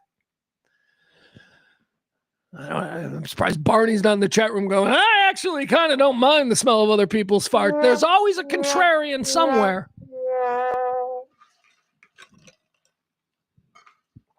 I don't mind the smell of my own farts. You just said you like it. I like them. I've Dutch ovened myself. People do that. I spend a lot of time by myself. Okay, maybe this is like a different mindset if you're constantly with someone else, where you're consistently having to pretend like, oh, that's a bad one. Oh, I don't know what I ate today, because that's performative. That's phony. You know what you ate today, and you actually don't mind it. I do not mind the smell of my own brand. It's my own thing. And I know that you don't either, because people have taken long dumps in bathrooms that no other human can walk into for 45 minutes. But you'll sit in there and you're like, that doesn't bother me. And then you'll performatively pretend like you're grossed out by the smell of your own stuff. And you're not. It's a weird phenomenon. I know it's a human phenomenon. It's weird. Doesn't make any sense. I'm sure all our shit smells the same, but for some reason, we are not freaked out by the smell of our own farts and poop, and yet we all pretend like we are, and I hate it. It's like an 18-year-old boy in high school who pretends like he's never masturbated. It's like, I don't do that. That's gay. Jerk it off. You guys are gay. It's like, okay. You're telling me a lot about yourself right now. Good. We'll go with that. That you've never. Okay. Sure. All right, let's get back to the big study about smelling your own farts. It says here, go ahead, get a good whiff of your own farts, because scientists are now saying they can help guard against Alzheimer's. Researchers are you ready for this? Huh? What do you think I'm going to throw out some weird South Asian university you've never heard of? No. Researchers at Johns Hopkins. Dr. John Hopkins. Do you think there's a Dr. John Hopkins? Because it's not John Hopkins, it's Johns. So it's like two last names, I think. I don't know, whatever. Researchers at where is that? Bethesda Naval Station? I think it is. I think Johns Hopkins is at the Bethesda Naval Station. I don't know. I think it is, though. I don't know why I think that. That's just a piece of information that's in my head that I just pulled out. Johns Hopkins Medicine have found that hydrogen sulfide, the rotten egg-smelling chemical expelled when one breaks wind, could protect against aging brain cells. Excuse me, gassy. could protect against aging brain cells from cognitive decline and Alzheimer's, which is diagnosed in roughly 500,000 new patients each year. I don't know, my memory's pretty good, and I've been smelling my own farts for years, so our new data firmly link aging, neurodegeneration, and cell signaling using hydrogen sulfide and other gaseous molecules within the cell. So I don't know what that is, said Dr. Bindu Paul. Okay. He's the co-author of the study, and it was published in the Proceedings of the National Academy of Farts. No, Science. National Academy of Science. Let's get it right. For the trailblazing investigation, researchers used genetically modified mice that mimic human Alzheimer's disease. It's always mice. Mice get the worst. They injected the mice with a hydrogen sulfide carrying compounds called NAGYY, which slowly release the gas molecules throughout the mouse's body. Mouse's body.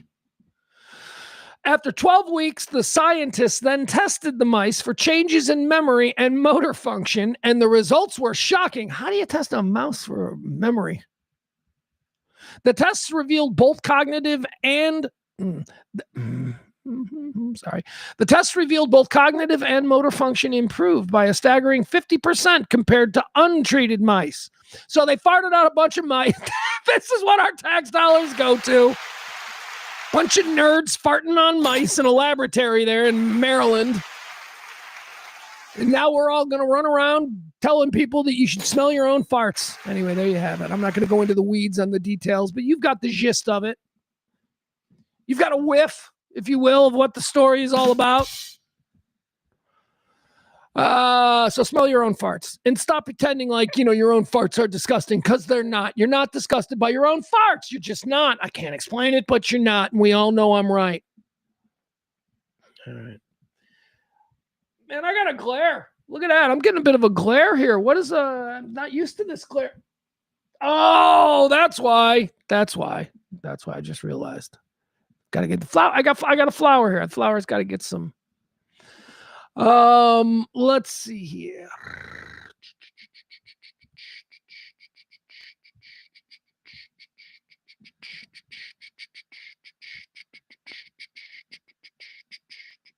Barty says he's got very little sense of smell. That nobody. You're all gutless. You're all gutless. Not a single one of you in the chat room admitted that you don't mind the smell of your own farts. You're all gutless. I'm judging y'all. Except for, of course, Amy. Amy, who tipped the show yesterday, and the whole reason we're doing this show is because of Amy. Who's going to tip the show today? Well, we'll all have to find out. Because, guys, there'll be a show tomorrow anyway. I'm going to do a show regardless. But go ahead. Make sure that you take credit for it. All right. Let's see. We covered Stern. There's a really interesting story in Vanity Fair about Susie Wiles. Susie Wiles is the chief of staff. She's the chief of staff there at the White House. She's Pat Summerall's daughter. Yeah, remember Pat Summerall? Madden and Summerall. She's Pat Summerall's daughter. And she's now the chief of staff at the White House. She's the first female chief of staff. She sat down. She gave a big interview to Vanity Fair. I haven't read it yet. I've only seen bullet points. So I'm going to read it tonight, and maybe we'll talk about it tomorrow. But I think there's some blowback because, here, I'll just give you a little taste of it. It says, most senior White House officials parse their words and speak only on background. But over many on-the-record conversations, Susie Wiles answered almost every question I put to her. We often spoke on Sundays after church. Wiles, an Episcopalian, calls herself Catholic light. Catholic light. I call myself culturally Catholic. One time, we spoke while she was doing her laundry in her Washington, D.C. rental. Trump, she told me, has an alcoholic's personality. Vance's conversion from never Trumper to MAGA acolyte, she said, has been sort of political. The vice president, she added, has many a conspiracy theory going back decades. So apparently she's talking shit on J.D. Vance. He's only MAGA because it's politically advantageous to him, and he's been a conspiracy theorist for decades.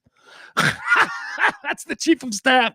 That's the legitimately most powerful person in the White House. I mean, I know you pretend the president is, but it's chief of staff, man. President makes all the decisions and all that stuff, but the chief of staff runs the show. There's an owner of Best Buy, but the general manager is the one who is running the show. Says Vance is kind of, he's been political. The vice president, she added, has been a conspiracy theorist for decades. Russell Vaught, architect of the notorious Project 2025 and head of the Office of Management and Budget, Wiles says, is a right-wing absolute zealot. When I asked her what she thought of Musk reposting a tweet about public sector workers killing millions under Hitler, Stalin, and Mao, she replied, I think that's when he's microdosing. Wiles is the most powerful person in Trump's White House other than the president himself, and unlike any chief of staff before her, she's a woman. Anyway, that's the first paragraph of the Vanity Fair piece on Susie Wiles. Oh my God. Trump has the personality of an alcoholic, and she would know because her dad was Pat Summerall. That's not me taking shots. That's very well noted.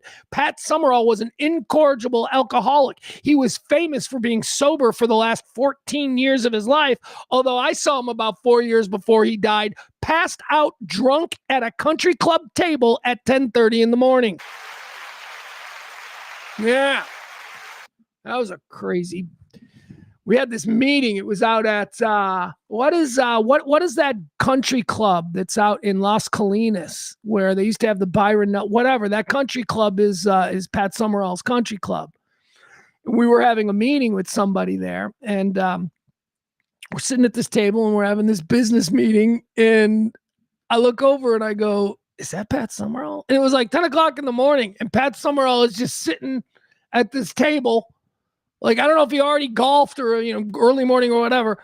And they're like, yeah, that's Pat Summerall. I'm like, wow, that's pretty cool. He's like, yeah, he's a member here. It's like, oh, very cool. And he's sitting by himself.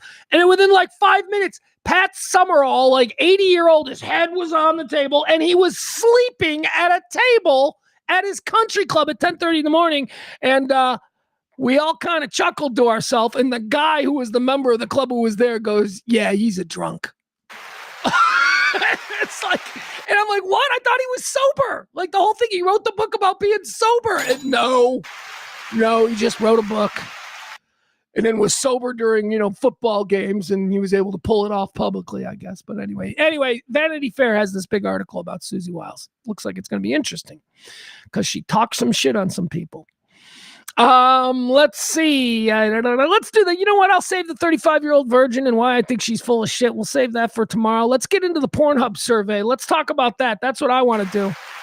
I don't want to give this any short shrift.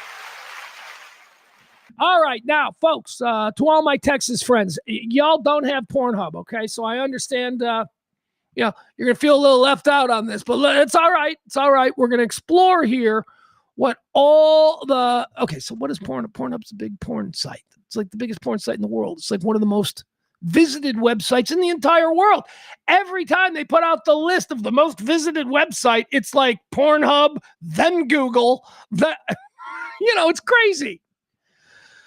All right, so here we go, ladies and gentlemen. Banned in Texas, but it is the 2025 Pornhub Year in Review.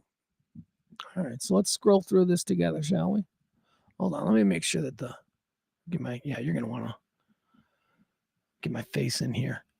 Hi, everybody. Okay, now I'm back. All right, let's scroll through this. Let's see here. It says, as 2025 draws to a close, our annual year in review opens a unique window into the ever-evolving desires, curiosities, and cultural obsessions shaping our world.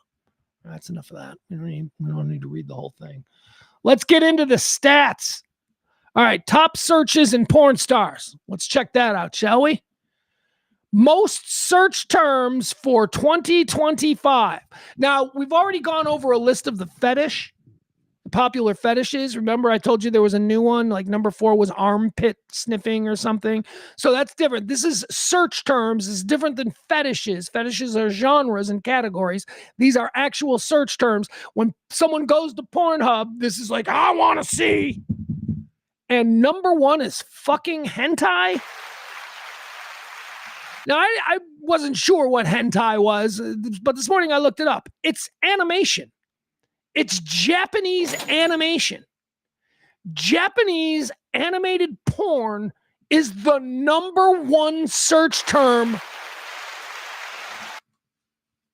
Not big tits, not, cartoon porn. And make no mistake, people are jerking off to cartoon porn. It's not like, oh, I just want to see some cartoon porn. No, these people are jerking off to cartoon porn. That is the number 1 search term in the world. Now we gotta put that off on them, right? That can't possibly be America. It's gotta be China, right? China, like all the Chinese and the Indians, they're all weird. They're all into like cartoon porn. Number 2, all right, righting the ship a little bit. Number 2 is MILF. I'm right. All right, look, we got porn. Porn exists. Porn's a thing. If we're going to have porn as a thing, we may as well have all American apple pie, Chevrolet, and baseball type genres, and MILF would fit that. But not hentai. Not like cartoons of people having orgies. Well, what? How is that even? I don't get it. I do get AI in 3D, though. I do get that. Oh, my God. I've seen some AI 3D that you can't tell it's not a human. I'm like, are you sure that's not a real person? All right, so hentai is number 1 most search term on Pornhub in 2025. We got MILF, Pinay. Now, I had to look up Pinay earlier, too. Pinay is Filipino chicks. What? What is wrong with me? What is wrong with me? See, this is I'm a man of my era. Give me Christy Brinkley. Give me Farrah Fawcett. Give me Heather Locklear. Give me Pam Anderson. A little Filipino girl? That is really upsetting. Because Filipinos are tiny. And Filipino girls are always super tiny. And a 30-year-old Filipino girl looks like a 15-year-old American girl. And so this is very creepy. Hentai is number 1. People are into cartoons having sex. Number 2 is MILF, normal. Thank you. Number 3, Pinay. Ugh. People are into Filipino chicks. Number 4 is lesbian. Thank you. Now we're back again. We've got MILF and lesbian in the top 5. Maybe humanity is not doomed. Again, those are good Christian porn categories. MILF and lesbian. Then comes anal, which I don't know.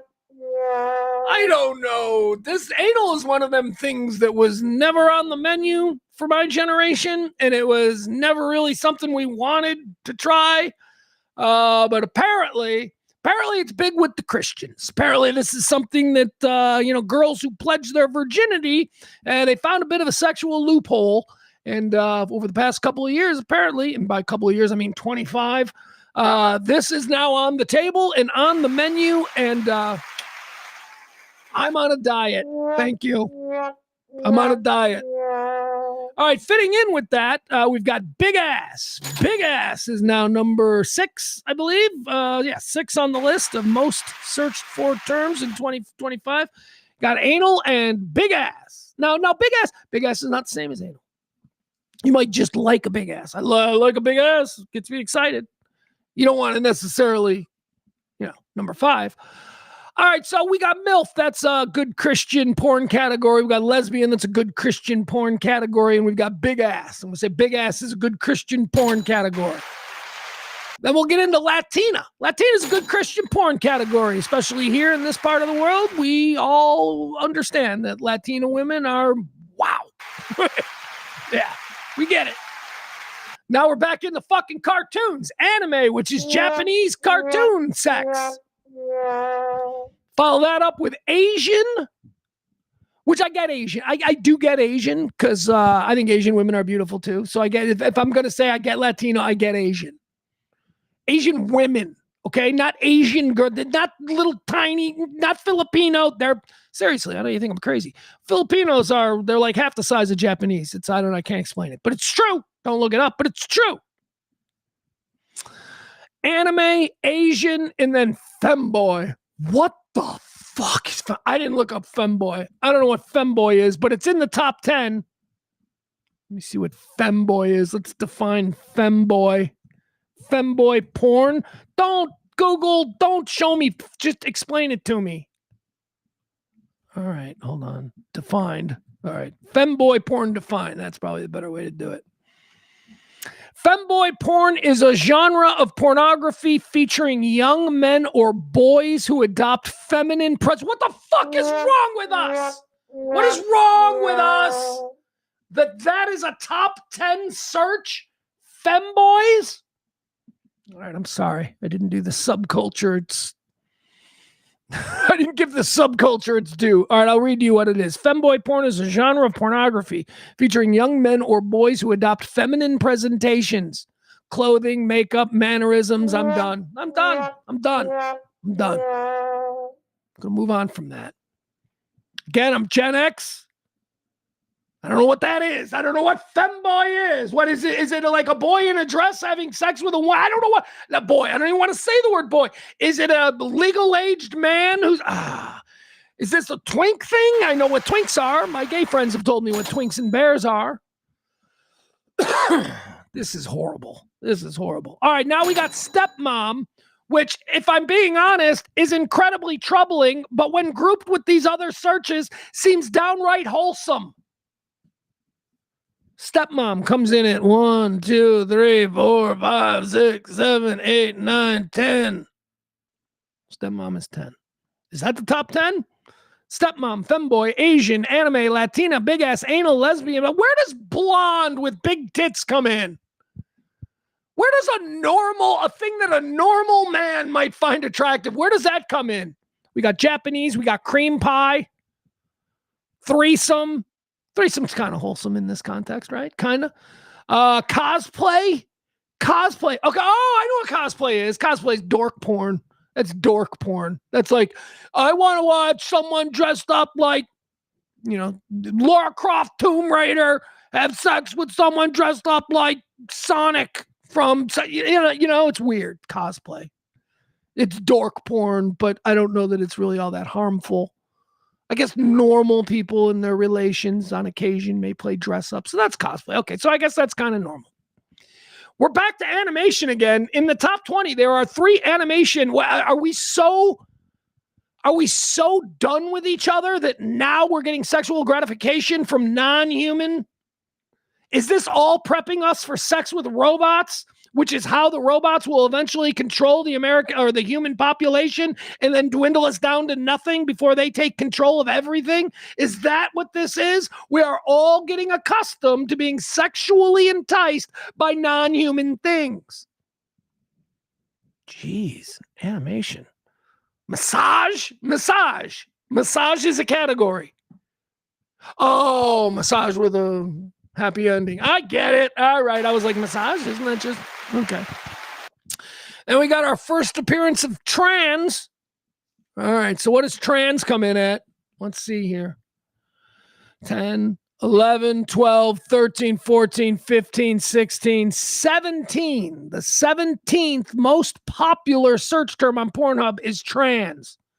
Yeah, we went through a couple last week. I think we went through a map. We showed Pornhub has been leaking little pieces of their yearly survey.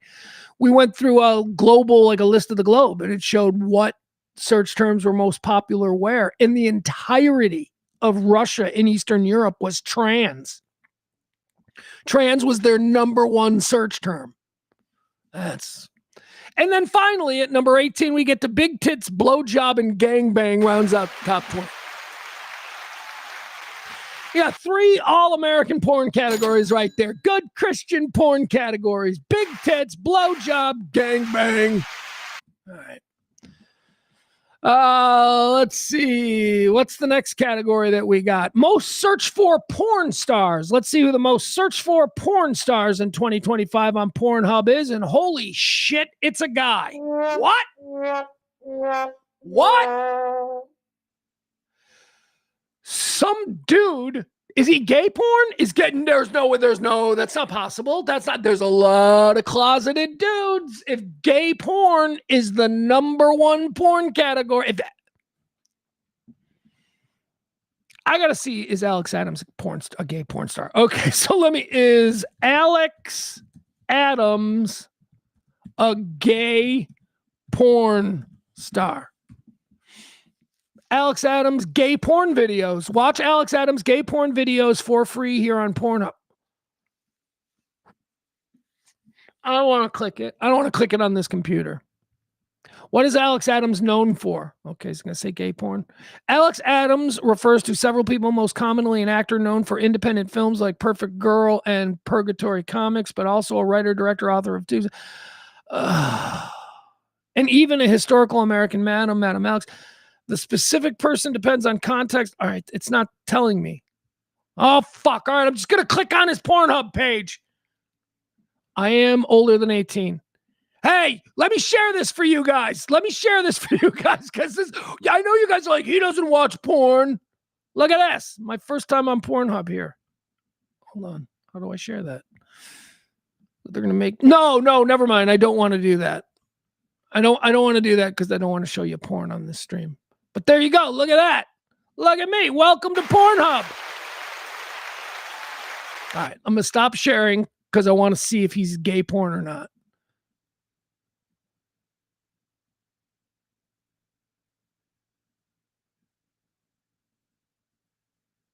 Oh my God.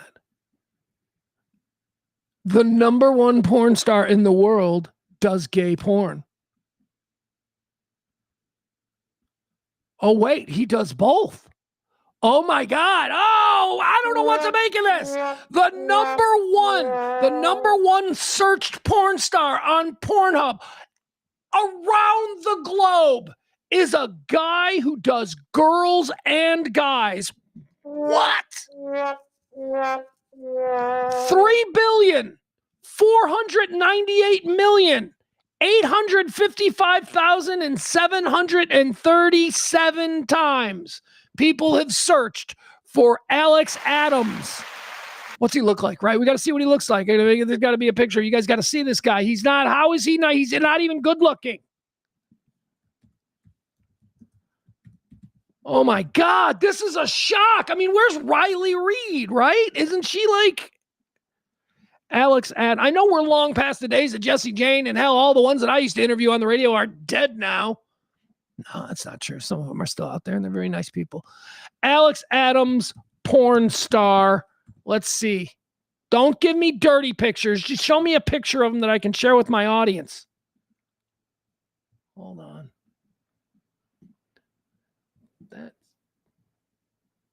All right. Well, there he is with a woman. Yeah. Okay. Well, here.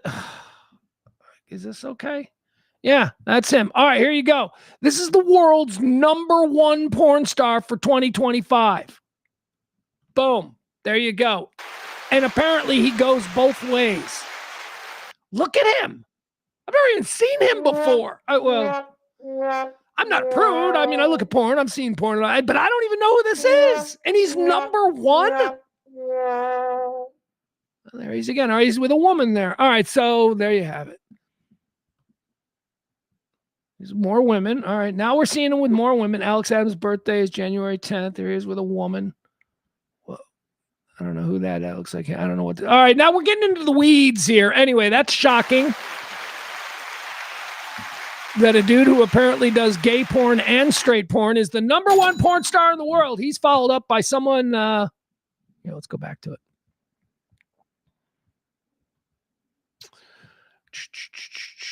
All right, we're on to the top porn stars in the world, according to Pornhub. Angela White. I know her. I've heard her. I mean, I know. I'm familiar. Violet Myers. Nope. Never heard of her. Bonnie Blue comes in at number 4. Now, we all know who Bonnie Blue is. Bonnie Blue has been making news. She's the girl that's going around and just having sex with strangers places, right? That's her, Bonnie Blue. She's gross. She's like a British girl who's just like, You know I don't have a problem with women being sexually empowered, and you probably know from listening to my show from years that Kelly and I had become regular friendly associates with a number of well-known porn stars, right? I get a job, and people can be different, and they can be nice. You can go to dinner with them, and you never know they were a porn star, all that kind of stuff, right? So I don't judge based on someone's personal sexual adventures. That's your thing, man. Bonnie Blue is gross. Bonnie Blue is like going down to spring break and going, hey, boys, how many want to have sex with me in the sand? And then, like, there's a line of strange. It's, like, disgusting.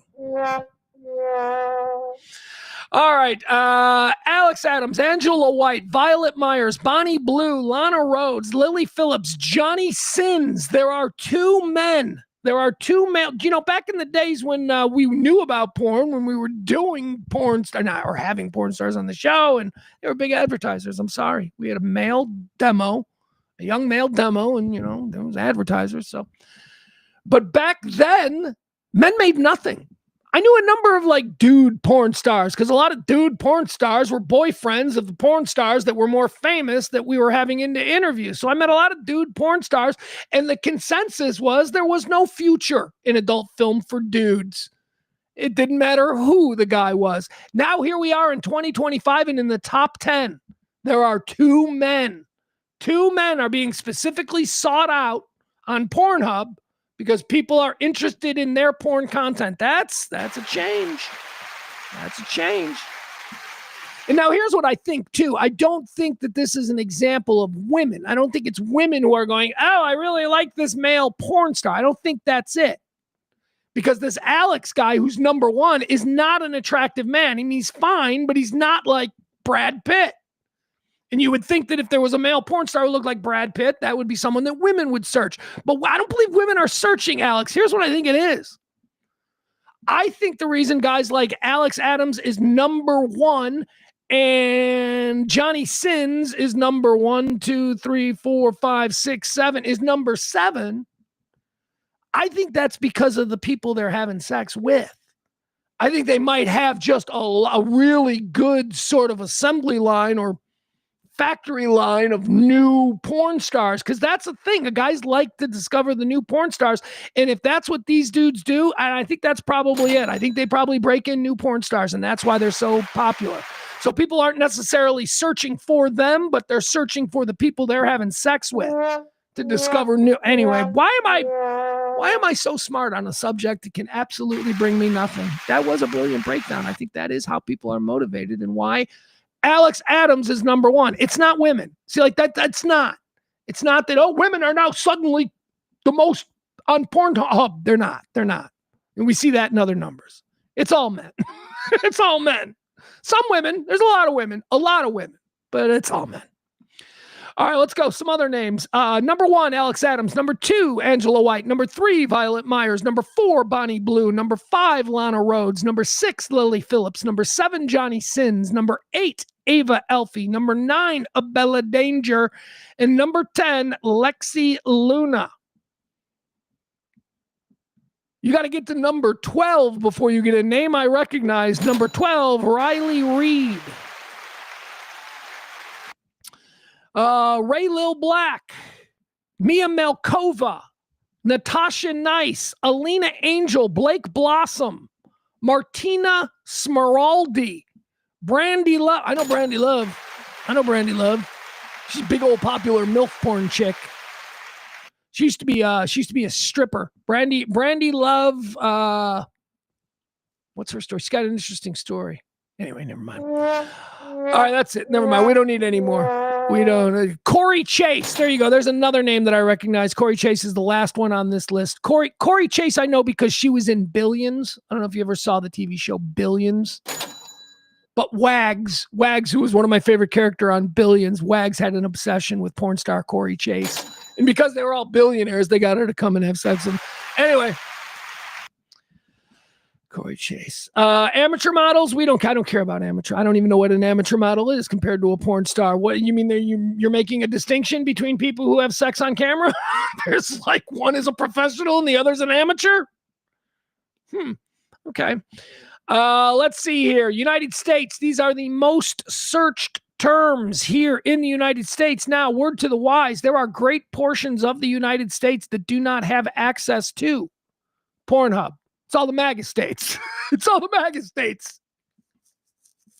I bet you didn't think when you were casting that vote for Trump that it was going to somehow manifest itself in you guys not having access to Pornhub for 4 years, but all right, most search terms. Number one search term in the United States, Latina, followed by MILF, followed by Asian, then hentai.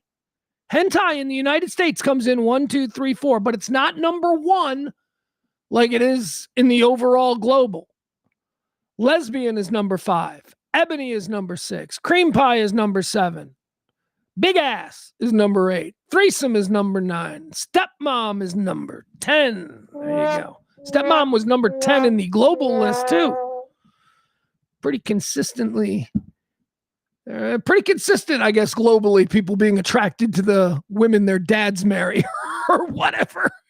I don't know. All right, let's see here. What else?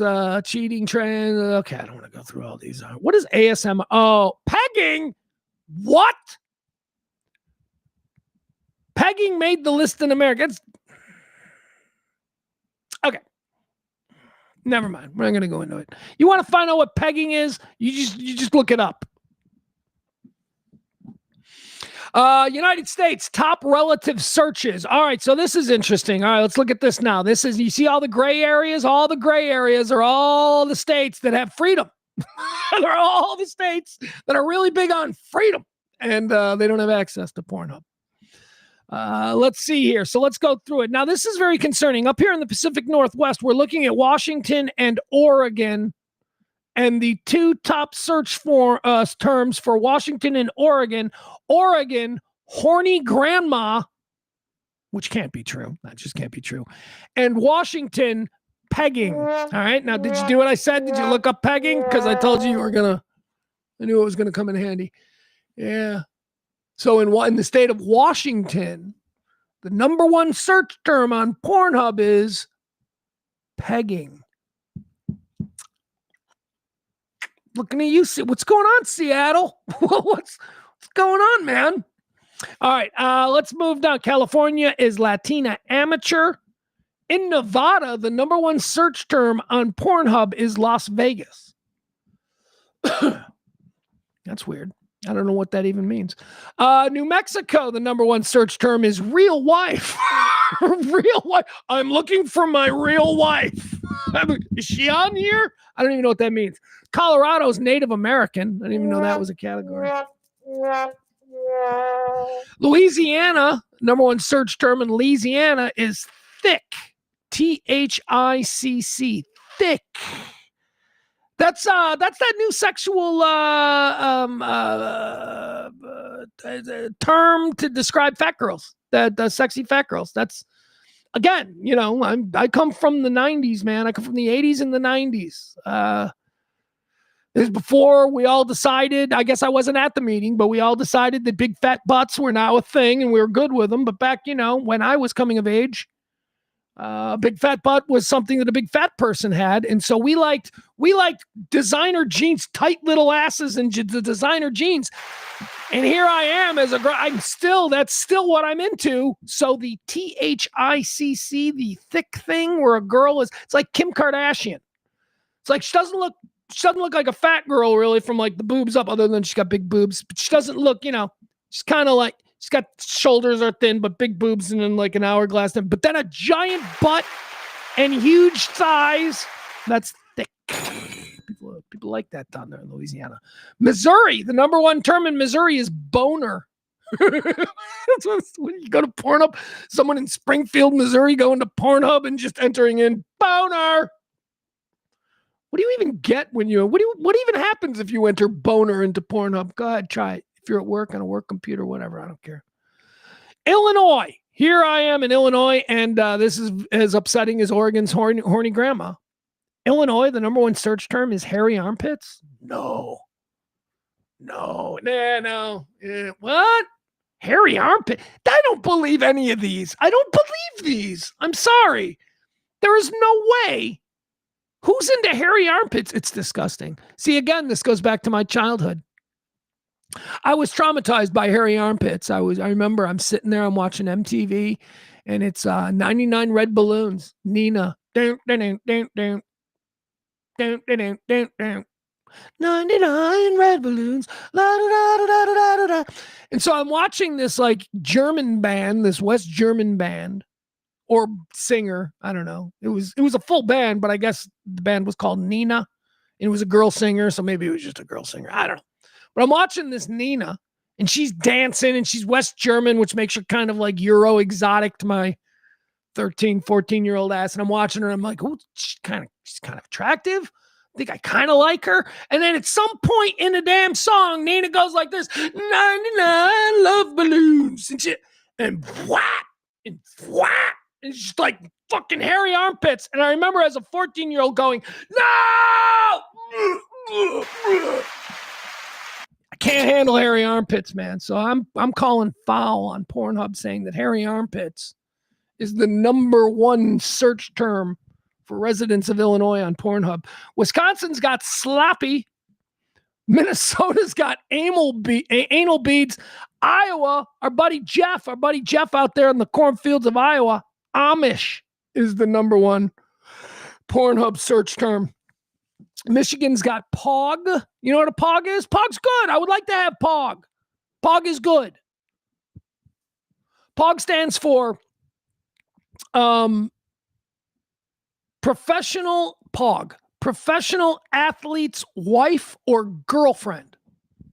See? I mean, because they all got hot girlfriends and stuff, and y'all want to know, like, who's my quarterback sleeping with? You know, so that POG is a category, but it's almost not even a porn category. Like, you can just Google search POG, and you'll get to just see all kinds of, like, girlfriends of football players or soccer players or whatever. Doesn't matter. If you're a professional athlete and you're either married to or, you know, you're probably hot, and that's what a POG is. That's popular in Michigan. Ohio's got queef. I don't get that. West Virginia's got redneck. Pennsylvania's got puffy nipples. New York has Dominican. Rhode Island has caught. Rhode Island has caught. Ironically, Rhode Island can't catch the brown shooter. Yet the number one search term on Pornhub is caught. Massachusetts got sweaty. Vermont's got jockstrap. New Hampshire's got slutty MILF. People up in New Hampshire very specific about their MILFs. Anybody else can just want a MILF. They want a slutty MILF. They want a MILF that they're going to guarantee they're going to get what they're here for. New Hampshire wants a slutty MILF. Connecticut wants feet worship. DC, dildo sucking. Okay. New Jersey, Jewish. What is Jewish porn? What is that? Delaware, nipple sucking, and Maryland, interestingly enough, goes with Nigerian. I don't know what that's about. Hawaii likes just American. Just Hawaii. If you're in Hawaii, you know what I bet that's about? Because there's a lot of people in Hawaii who are natives, and I mean, they are American. Boy, I'm saying they're not white. How's that? I'll just say that. Hawaiian people are Asian, and a lot of tourists come over there, and they probably look good in their bikinis. And if you work at one of these resorts and you've been dealing with like hot, you know, Sydney Sweeney types, you know, prancing on the beach, you might go home to your Pornhub in Hawaii and you might want to look up American. There you go. So then maybe that's it. Alaska wants big women. Big women in Alaska. Top 20 countries by traffic. The United States is apparently the number one user of Pornhub. Mexico is second. Philippines, Brazil, Germany, France, Italy, United Kingdom, Spain, Canada, Japan, Poland, Argentina, and the Netherlands. Let's pretend that's 20. Is that it? Time spent for visit. Oh, yeah, this is good. All right, so who? Time, because you know what we're doing. Nobody's watching. Nobody's like, oh, no, I want to see how this ends. Nobody is watching Pornhub, so it's all about how long does it take you to start and finish. Yeah? So who does it take the longest to finish? Coming in at 11 minutes and 2 seconds, Japan. Followed by the Philippines at 10 minutes, 53 seconds to finish. Canada's at 10 minutes, 36. Australia, 10 minutes, 23. And the United States of these here Americas comes in at number 5 at 10 minutes and 14 seconds per visit. Who's finishing the quickest? Let's see. Who's just like rubbing that shit out? The French, they're finishing quickest. 8 minutes, 12 seconds. They are 4 minutes off, or 3 minutes. 3 minutes. 3 minutes off the pace of our leader, Japan. Take your time, France. Have a session. Have an experience. There's no reason to rush. Nobody's coming in. All right, time spent per visit. What is this? United States, time spent per visit. This is fun. Alaska's really, well, it's cold and it's dark, because the sun goes down for 6 months. So it's cold and it's dark and probably nothing else to do. So you make a night of it. You probably make yourself a nice little snack, some drink. You got your tissues, your lotions, whatever it is, whatever accoutrements that it is that, you utilize for this thing. But yeah, Alaska, that makes sense. Hawaii coming in at number 2 doesn't make sense. Because I'm thinking there's a lot to do in Hawaii. Like you can get out there and do something. Pennsylvania is 3rd. Wisconsin is 4th. Ohio is 5th.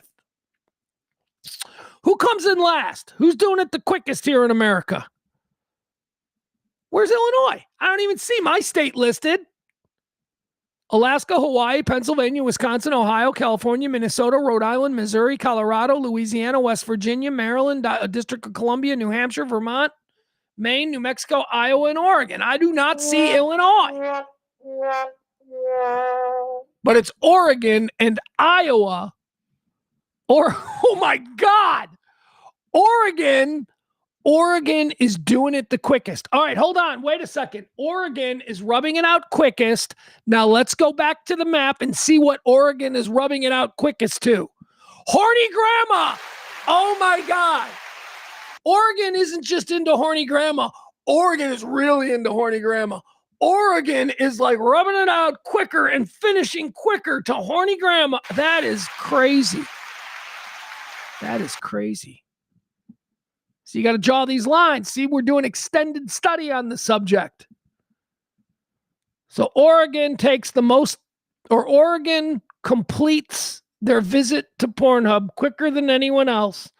And in Oregon, the number 1 search term is horny grandma. Connect the dots, people. Connect the dots. All right, let me see. Well, see, now I want to know other states. Like Alaska's taking the most time. What was Alaska into? Big women. Alaska's taking the most time. They're into big women. Hawaii's taking the second most time. They're into Americans. Pennsylvania's taking a lot of time. Wisconsin's sloppy. Wisconsin was sloppy, and they're taking a lot of time. All right, there you go. Let's end that here. There we go. That's going to do it for the Pornhub year in review. We all know what kind of perverts you folks are out there. Acting like, I don't even know what Pornhub is. All right, here. Hold on. Adam is saying that I'm wrong. Fat ass white girl. Adam is saying PAW, a pog is a fat ass white girl. So, okay, it may also be, but I can tell you that in journalism and tabloid circles, not porn, and maybe this is why I was confused, but yes, like they're called pogs. There's a show in England called Pogs, Professional Athletes' Wives and Girlfriends. Chick from Spice Girls used to be on it. Anyway, so yeah, maybe it's got a double meaning, and Adam's probably right, because Adam knows more about gross porn stuff than me, because that's just him. Thanks, Adam, for correcting me. All right, let's do our death trilogy. What do you say? We've had a big major Hollywood death that occurred over the weekend. The brutal passing of Rob Reiner. Terrible. We don't like it. So we got to figure out where he goes. Now, as many of you know, I've been tracking death trilogies since January 1st, 2025.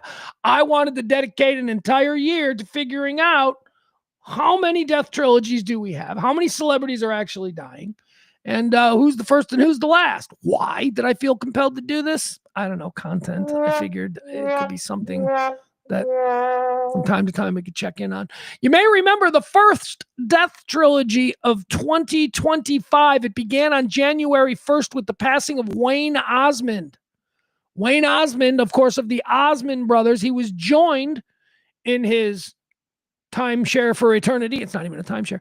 He's joined in his 3-bedroom condo in heaven, his 3-bedroom celebrity condo in heaven, by Peter Yarrow of Peter, Paul, and Mary, who died on January 7th, and Bill McCartney, founder of Promise Keepers, and of course, before that, for 20 years, a very high-end college football coach, most notably with the Colorado Buffalo.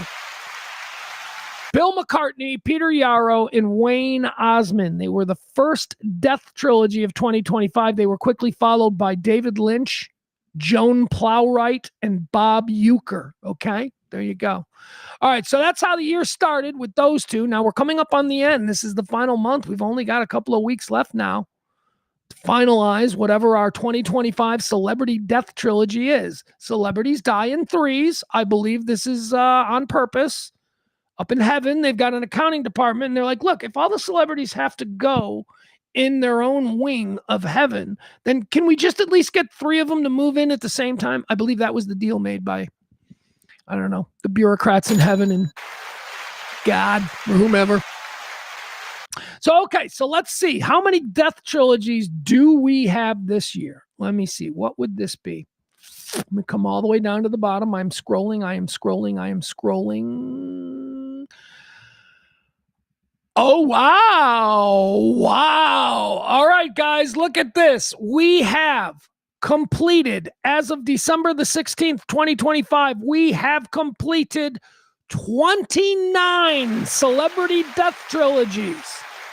Will we get another one? We still have a 10-day window. Remember, the rules here are celebrities have to die within 10 days of each other. Any celebrity, the 3 celebrities who die within 10 days of the first celebrity who dies gets to live together in the same condo in the sky. All right, so the last one, I don't know, did we cover this one? Did we cover the 28th? No, I don't think we covered this. Yeah, all right, we did not cover because we stopped.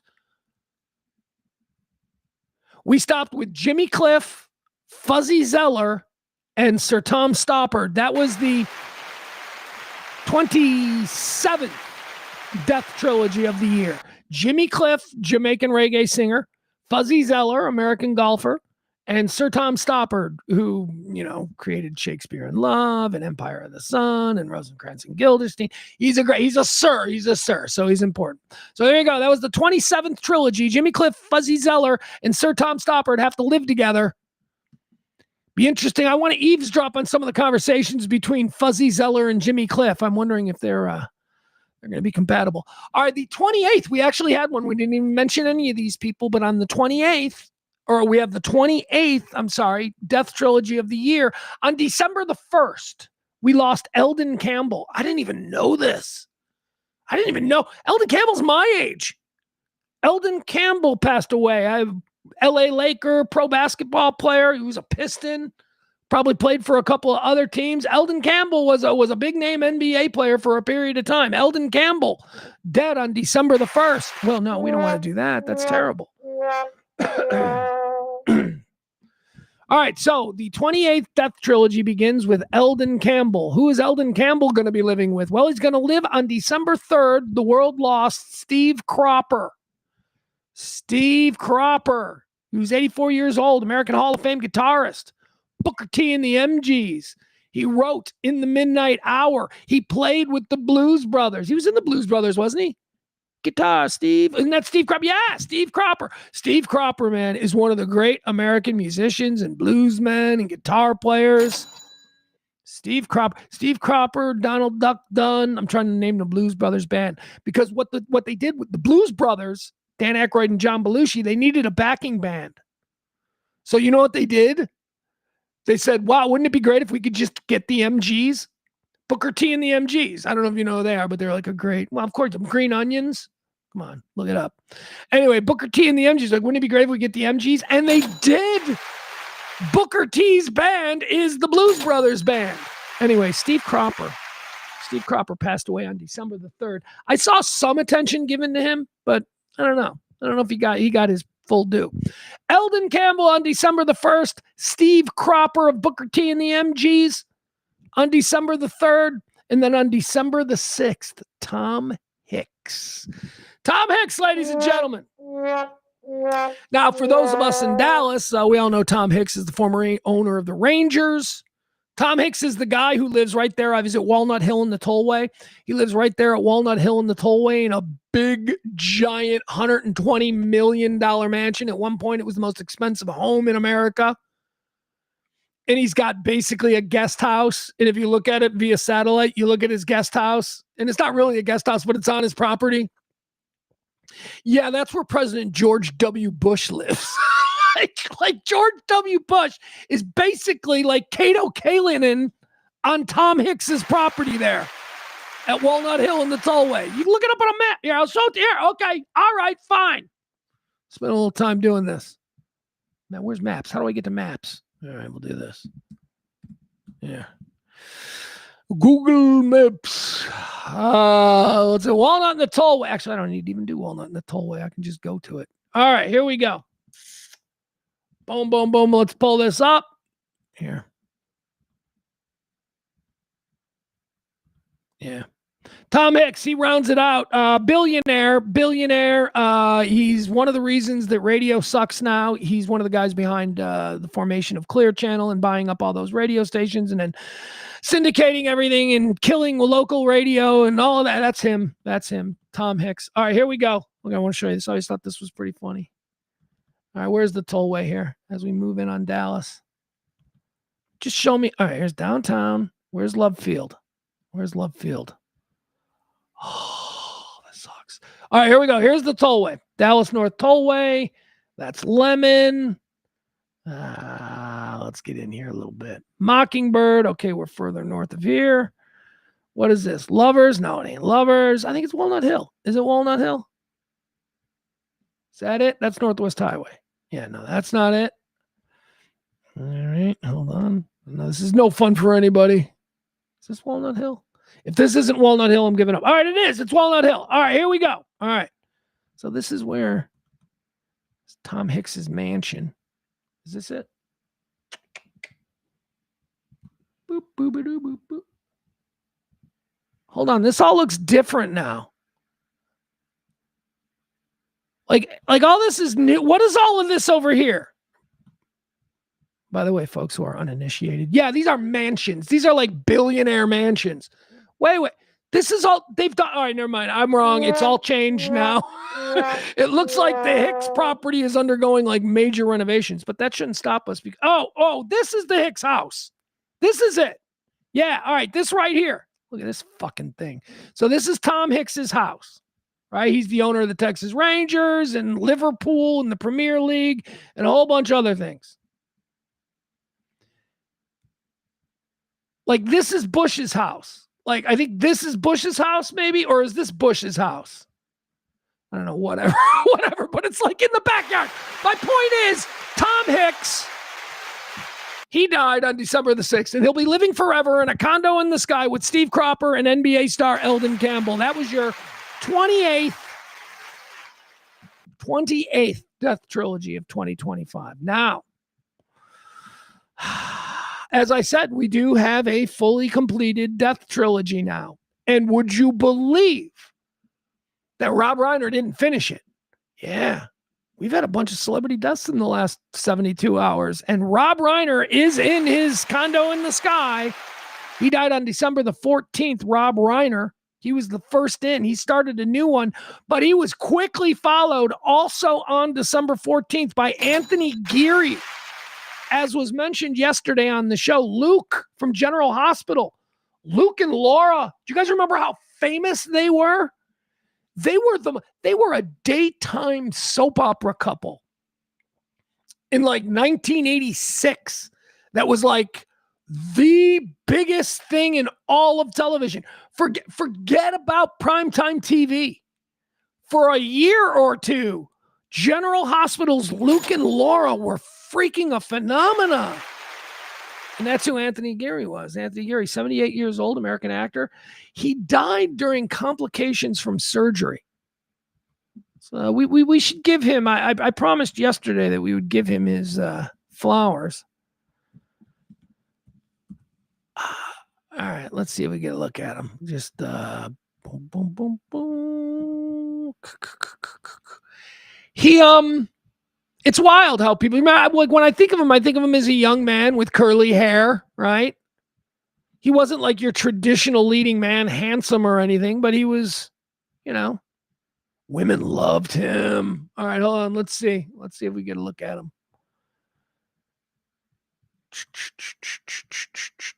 All right, that's not even a great picture of him, but let's scroll through some of these. Yeah, all right, we'll scroll through some of these. All right. Make it smaller. It doesn't need to be that big. All right. All right, there he is. That doesn't look like Luke from Luke and Laura. That looks more like Luke from Luke and Laura, but I don't know what he's doing there. It looks like he's playing something else. That doesn't look like Luke. That doesn't look like Luke. That's Luke. There you go. With that 80s perm. Look at him. Yeah, that's Luke from Luke and Laura days. See what I mean? I mean, he really doesn't look the same. I mean, that became that. That's odd. That okay, I see a little bit of it in the face. Hey, is that Luke and Laura? Yeah, look at that. That's Laura. What was Laura's name? Jeannie. She wasn't as famous as him. He was like, I thought he was, I figured he'd be, is he gay? Or is that his son? We're going to say that's his son. All right. There he is. All right. There you go, folks. I wonder if my mom knows about this. My mom is like a diehard General Hospital fan. My mom loves her soap operas every day. It's like her happy spot. Everybody's got to have one. My mom watches, I don't know, is General Hospital even still on? I don't know what she watches. I never catch her watching General Hospital. Oh, yes, I do, because I guess she watches it on Hulu. I think that's where she catches it now. But my mom watches a black soap opera every day. And she's so funny because she loves it. But like, I'll walk into the room and like, she'll be like, I'm watching the black soap opera. I'm like, oh, that's interesting. So they got one of those? And she's like, oh, yeah. There's only like 2 white people on it. I'm like, yeah. That's wild. Black soap opera. It's good to, she's not racist, we've always known that about my mom, but it just is funny that that's a thing. That's like something that's interesting to her because she comes from an era in TV where there was no such thing as a black soap opera. And now they've made one and she's going to sit there and watch it every goddamn day.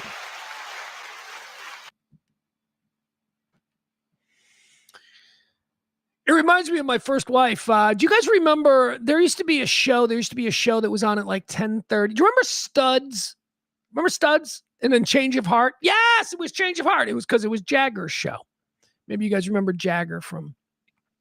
Well, of course you remember Jagger. Jagger was the morning guy, and Kelly and I were middays, and we did crosstalk every day. We love Jagger. Jagger, by the way, featured prominently in the Live 105.3 Who Killed Live 105.3 documentary that will be dropping on January 1st. Trying to find a local advertiser for it. We'll see. Jagger was the host of Change of Heart, which I always thought was cool because when he became a friend of mine, I'm like, man, I remember watching you. Me and my first wife, we used to watch you on, 10:30 at night, Change of Heart.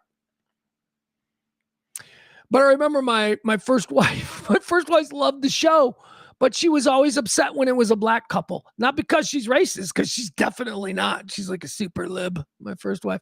But because she didn't feel that she could relate to their specific dating problem. I'm like, okay, I get that. I don't know. They used words. She wasn't really a hip hop person. If you weren't a hip hop person in 2000 and that culture began to take over, you were left behind. She's like, I don't even know what that word means. I don't. All right. So my mom's watching a black soap opera and she's loving it because she's not racist. Rob Reiner, Anthony Geary, and here's how we wrapped it up. Rob Reiner died on December the 14th, Sunday. Anthony Geary, Luke from Luke and Laura, died on December the 14th, Sunday. Yesterday afternoon, December the 15th, the world lost Joe Eli. Now, I know that, I knew who Joe Eli was here, but I certainly know that he's sort of a patron saint down there in Austin and Texas in general. American musician. Why do we I mean, he wasn't really associated. He wasn't in a band or anything, and he himself doesn't have a great string of big coast-to-coast hits, although he's got a discography over the past 60 years of being a recording artist that, can rival anybody. But as far as hits go, I don't know that there's a lot of people that know a whole bunch. He wrote for other people. You might know hits that he wrote for other people. But Joe Eli is one of the guys that moved everybody from Nashville to Austin, Texas back in the day. Joe Eli was one of them dudes, one of the Texas outlaw singer-songwriters, hanging out with Willie and Waylon and all of those guys, Chris Christopherson coming down. I mean, he's one of the guys that made Austin what it is. I mean, the sign says music capital, the live music capital. That ain't true, but whatever. You can say it. I get it. It's branding. Hell, I grew up in a town outside Chicago that claimed to be the world's golf center, and it wasn't. But, it said it on the water tower, so. But yeah, no, Joe Eli, an incredibly important guy in music in general, an influential guy, singer-songwriter, player, incredible guitarist. Joe Eli ends the trilogy. It's Joe Eli, Rob Reiner, and Anthony Geary. That's a good house. Right? Don't you think that's a good house? Look at this. Here's what you got. Here. Oh my God. It's a perfect house. All three of these guys are 78 years old. All three of these people, Rob Reiner, Anthony Geary, and Joe Eli, all three of them will be spending eternity hanging out in a beautiful celebrity 3-bedroom townhouse in heaven. And they're all the same age, which means they're going to have a frame of reference with each other. They're going to be able to really hang out. Joe Eli, he's going to be playing guitar, right? Anthony Geary and Rob Reiner, they're going to be friends. They're going to play tennis, whatever, very Hollywood type stuff. Anyway, that's a good group. It is the 29th death trilogy of the year. Rob Reiner, Anthony Geary, and Joe Eli. The big question for all of us now is, do we have another one? Do we have another death trilogy for this year? Mike D's got Mike, you got some information on the old hold on, where is it?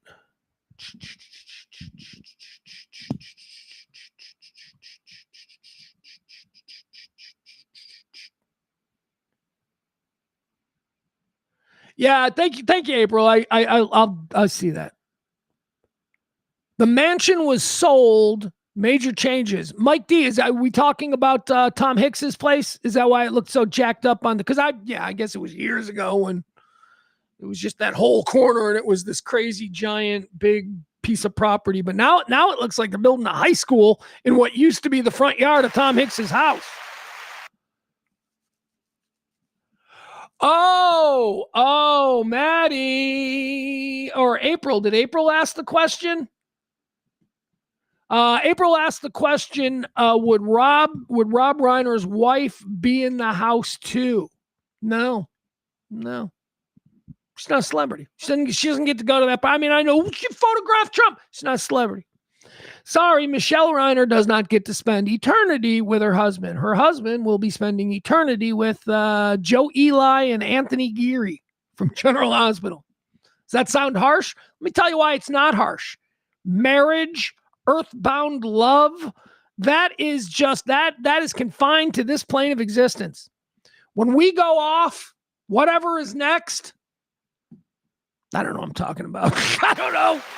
Because I started to say that, and then I'm like, but I definitely want to be reunited with my dogs. I was promised that if there is a heaven, I'm going to get to be with my dogs again. And I don't mean my friends. I mean my dogs. And all my dogs are going to get along. Even though all of my dogs, when they were alive, didn't like other dogs. But I got fingers crossed that when I go to heaven, all my dogs are going to get along, and it's going to be awesome.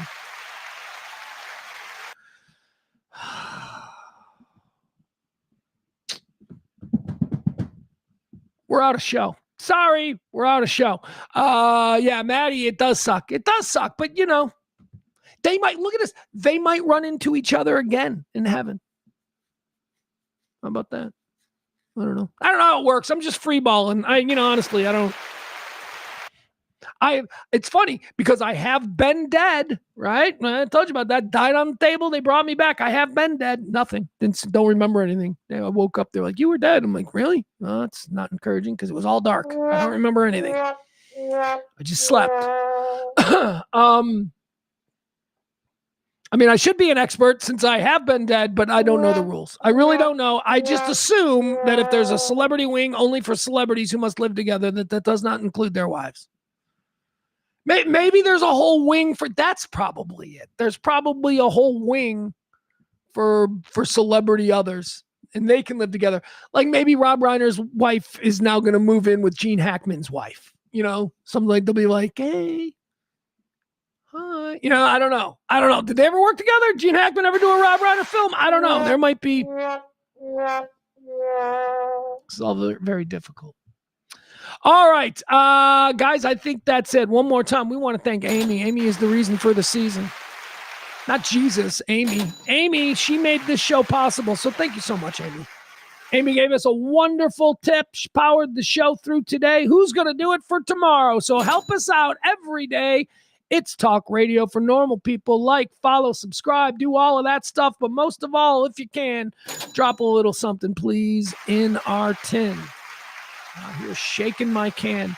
Guys, that's going to be it. 3-hour show today. It wasn't supposed to be this long. It was supposed to be shorter because I've got a place to be. So I got to go. I love you guys. We'll talk tomorrow at noon. And be cool. Bye.